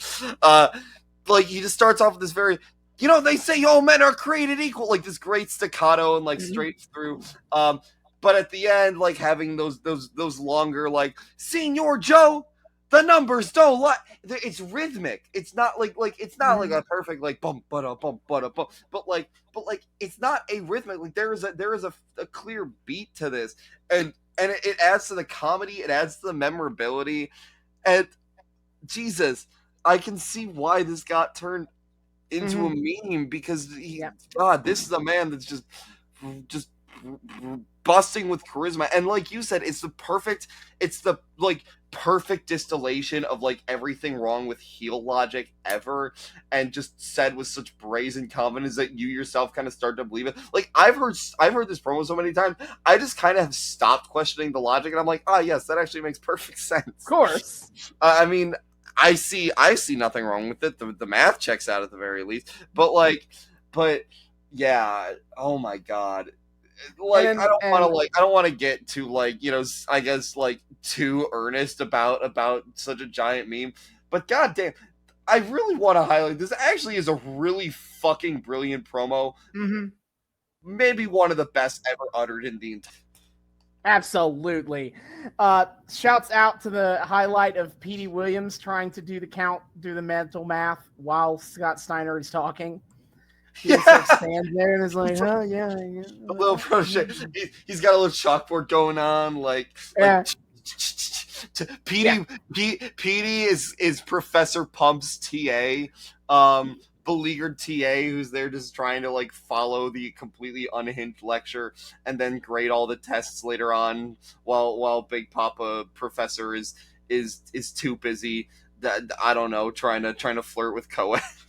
He's too busy getting on with his freaks because the oft forgotten part of this promo is the part that happens after he's done talking about math. Yeah. Where he decides to go back to his usual of fat shaming Samoa Joe, and he's like, "Ladies, would you rather go home to me, or would you rather come home to a guy like Samoa Joe?" And he asked the interviewer, who I'm afraid I've forgotten her name completely, is like, I don't know, I think Joe's kind of nice. And Scott Steiner's like, so you're one of those type of girls that likes a little romance. Well, I'm going to talk to my freaks out there.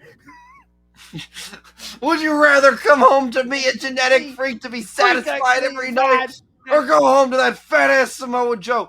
Tonight we're going to win, and I'm going to be the world champion of sacrifice. Come on, Petey. Yeah.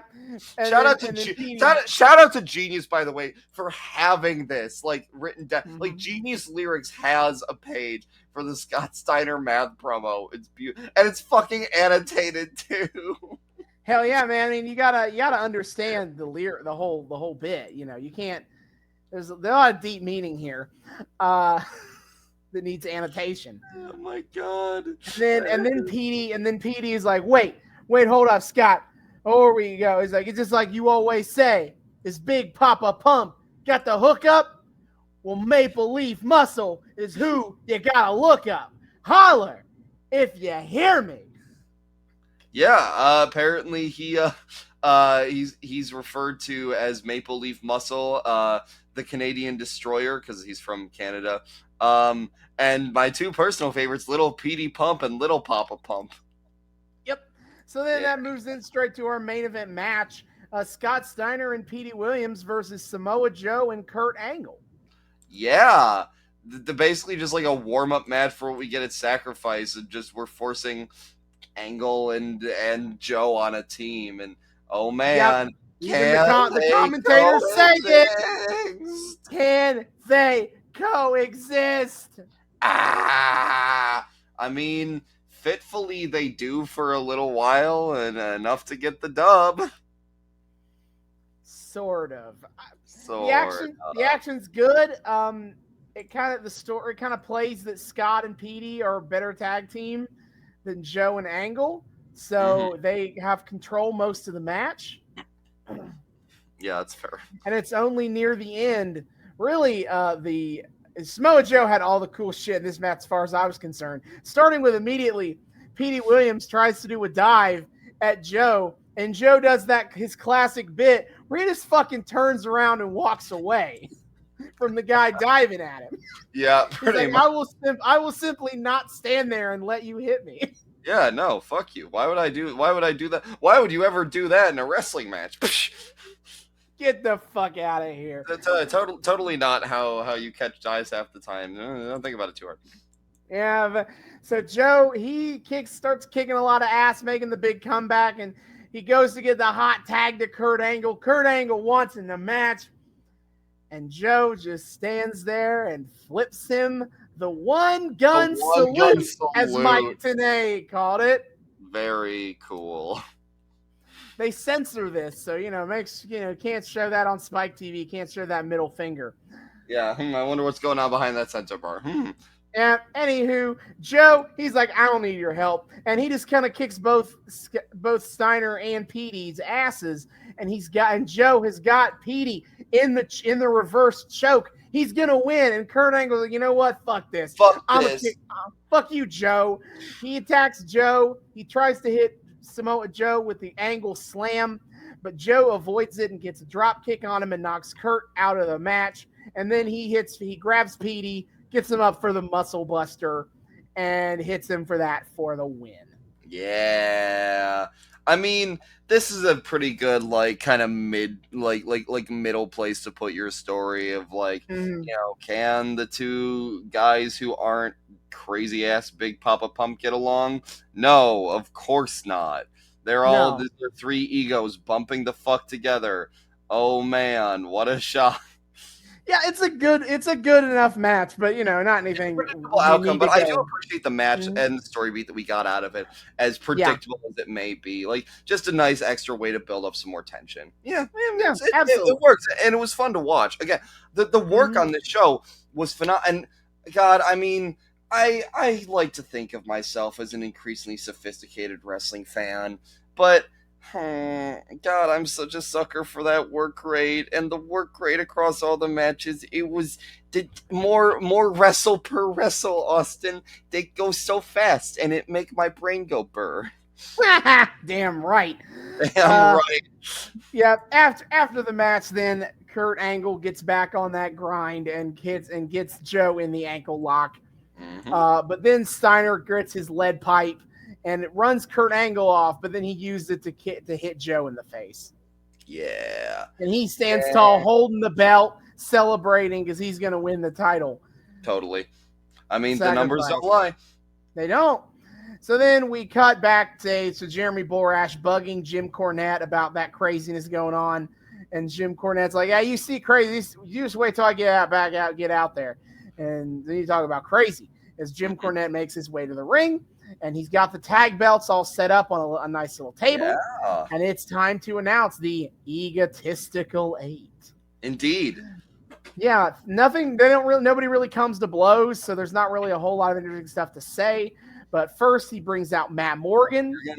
Classic. Then he brings out Kip James. Then he brings out BG James. Then he brings out James Storm. Then he brings out Booker T. I make a note that Booker T is way too overdressed for this. Everybody else in their wrestling gear, and Booker T comes out in like a suit and tie. See, Booker T looks so fucking good in a suit. I will never complain. Mm-hmm. Then we get Robert Roode. Then we get Sting, and then Cornette goes to end his spiel about these 8 men. But then he realized, oh my bad, I miscounted. I almost forgot number 8. Is the last competitor of the Egotistical 8, the Knockout Women's Champion Awesome Kong. Fucking based! Yes! Intergender wrestling, bitches! Yep. Awesome Kong and Raisha Saeed come out to kind of make themselves known, and all the men are like, what the fuck?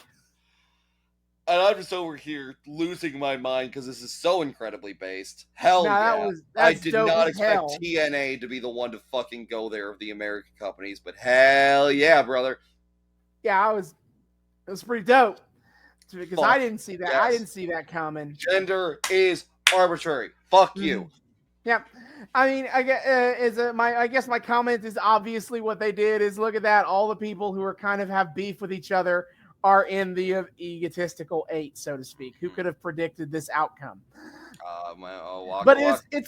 It's a cool thing to do with the Knockouts champion when you're already having the entire division fight each other in a number 1 contenders match at the pay-per-view. So what do you do with Awesome Kong, the champion? Well, fuck it. Put her in the tag title tournament. Yup. Okay. I mean, yeah. Kind of fucking cool. I wonder, do you know who she ends up getting paired with? Not off the top of my head, no. Either way, some dope shit. Yeah, so the show ends off this shocking reveal that Awesome Kong is about to cross the gender divide and wrestle the men in the Deuces Wild tournament. Yeah. Fuck yeah. What a cool note to end on, dude. Oh my god. TNA is over here being pretty fucking incredible. What the hell? Yeah, man. TNA is, when it was good, was really fucking good. I was not expecting to enjoy this like as much as I did. Oh my god, this was a really good episode of wrestling. It was. I had a lot of fun with it. Yeah. Like came for the meme, stayed for the really solid episode in my book. Yeah, and hell, even the meme was solid as hell from like a work standpoint. Jesus Christ, this was fuck Viva La TNA, I guess. God damn. Yep, gonna have to put TNA on our calendar at some point. Yeah, absolutely. Jesus, I'm just look at me just being a filthy hipster, just over here standing all my WWE alternatives. God damn it. I mean, there's been a lot of great alternatives to the WWE over the years. They're pretty great. Yep. Oh my god, yeah, absolutely incredible. Yep, but that is for sometime in the future when we come back to TNA, almost certainly. Yeah. But for next week, everyone's favorite arc of this show, Katie Vick, must sadly come to its grand conclusion. Fuck, wait, we're not done with Katie Vick? No, as much as the sex tape was the, let's say, climax to this whole story, we have not reached the true grand finale to this shit. We got one more episode to go. No, I thought we were done with this bullshit, Austin. Listen, I had my grand freak out. We sent this shit the fuck off. And we watched the goddamn sex tape. I wanted to Roblox myself several times over. We have to see. We have to see how it ends. What do we? Do we? Okay. Listen, they don't do anything offensive to end this. They're done. They just do the last match. They do one last match and then we're done. We're out of here. And we're never talking about this again. I'm sad now. What a way to ruin my good mood coming off of this fucking incredible TNA episode. I don't even have the fuck you. I don't even have the energy for it. Just gremlin. Just do the plugs, please. Yeah. All right, friends. Thank you for joining us once again on this very special, very nice episode of the Noobs and Knockouts Podcast. So happy to have you here. If you're a returning listener, viewer, what have you, you know the drill. Thank you so much for once again welcoming us back into your eardrums, your eyeballs, whatever you use to consume our content. We love that you're here. Keep coming back and having a good time with us. You know how this goes. If you are a first-time listener, viewer, what have you, welcome. We are so delighted to have you here. We here at the Noobs and Knockouts Podcast like to think we are friendly to both noobs and knockouts alike. So whether you're brand new to the wrestling fandom or you're a veteran of this wild, wacky world, we hope you've had a great time here. We hope you want to continue to have a great time with us week after week. If you'd like to continue to have a great time with us week after week and you're not entirely sure how to do so, well, not to worry, my friends, I have you covered. First of all, you can find us on YouTube. We are the Noobs and Knockouts Podcast on YouTube. Hit subscribe. Ring that bell. Make sure it turns the nice little solid colors so you get notifications every single time we drop a brand new episode. Like, comment, add us to your playlist. Check out our playlist. Austin's kind enough to add all of the arcs and eras and storylines, etc., that we follow into their own separate playlist. So if you want to check a certain thing out without having to jump around a whole lot, you got that option. It's phenomenal. And hey, hell, on the more recent episodes, you can see our beautiful faces and our wonderful little like setup and all the secret visual gags that we throw in for all the. You can watch me comment on an entire match while holding and playing a Guitar Hero controller. Yeah. You get again. So many little Easter eggs that all the audio only people miss. Come on, use your eyeballs. It's a good time. Anyway, for the fans of the audio only experience, we of course also have you covered. Though you can find us on 3 of the best places to find your podcast, which is Spotify.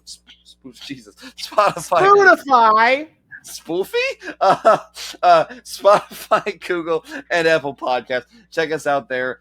Rate us, review us, tell people that you like the show. Give us those dank downloads, all that wonderful, sweet engagement that we love so much, and maybe letting other people know that we're a pretty good time and check us out. I don't know, I'm just saying. So check us out, Spotify, Google, and Apple Podcasts. Of course, there's also some more direct ways to get in contact with your friends here at the Noobs and Knockouts Podcast. First of all, of course, there is our Twitter, at Noobs and Knoxpod on Twitter. That's at Noobs, the letter N, Knoxpod on Twitter. Come check us out there. Follow us. We like to, post there all the time. We engage with broader wrestling fandom discourse. We drop dank memes. We post every single time we drop a brand new episode so you guys know what the hell's going on. And, of course, the highlight of our Twitter is weekly wrestling live tweeting. My friend, what is on the docket coming up? Of course, as usual, every Wednesday night, at 8 p.m. Eastern on TBS is AEW Dynamite. Me and David consistently watch it live. At least one of us will be live tweeting it pretty much every week. Indeed. Yep. And then, but on top of that, I also keep track of all the pay-per-views for WWE, AEW, and Impact Wrestling. That's what they renamed themselves when they realized we would like to not be called TNA. Total Nonstop Action. So, upcoming on that note is May 8th is WrestleMania Backlash. It's like Backlash, but they stuck WrestleMania's name on it to make it sound more important. And on that note, there's still a few matches on. There's a few matches on the card, not a ton, but there's still plenty of time. We have Charlotte Flair versus Ronda Rousey in an I Quit match for the SmackDown Women's Championship. Yay!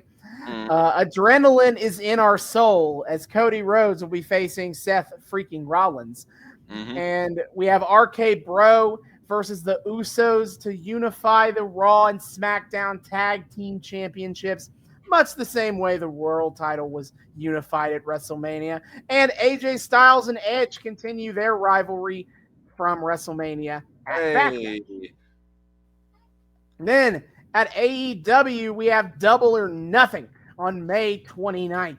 And we have just started the road to Double or Nothing on AEW. We do know for sure that the winner of the finals of the men's Owen Hart Cup and the women's Owen Hart Cup will be taking place at Double or Nothing. And if I may say so myself, I'm pretty sure that CM Punk is going to be facing fucking Hangman Adam Page for the AEW title, and that's going to be incredible.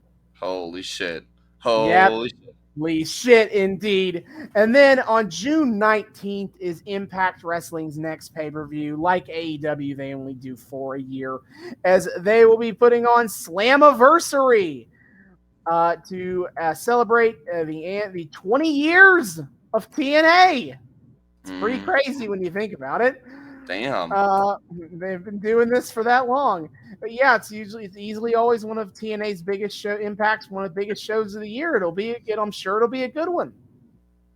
Hell yeah. So be sure to check all that out over on the Twitter. It's a great time.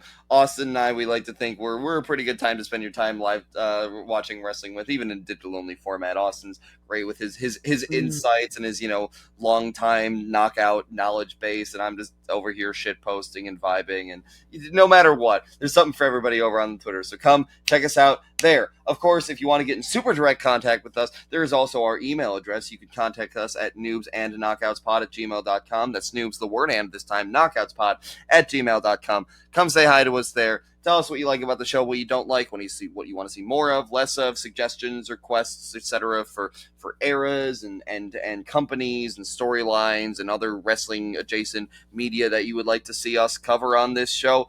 Whatever. It's a great goddamn time.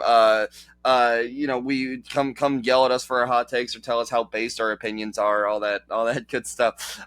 Just come say hi. We love people saying hi. We would love to say hi back. So come check us out, noobsandknockoutspod@gmail.com. And of course, finally, there is our Patreon account. We are also the Noobs and Knockouts Podcast on Patreon. $1 a month gets you early access to episodes and a shout out at the end of each episode. See y'all next time. Hasta luego.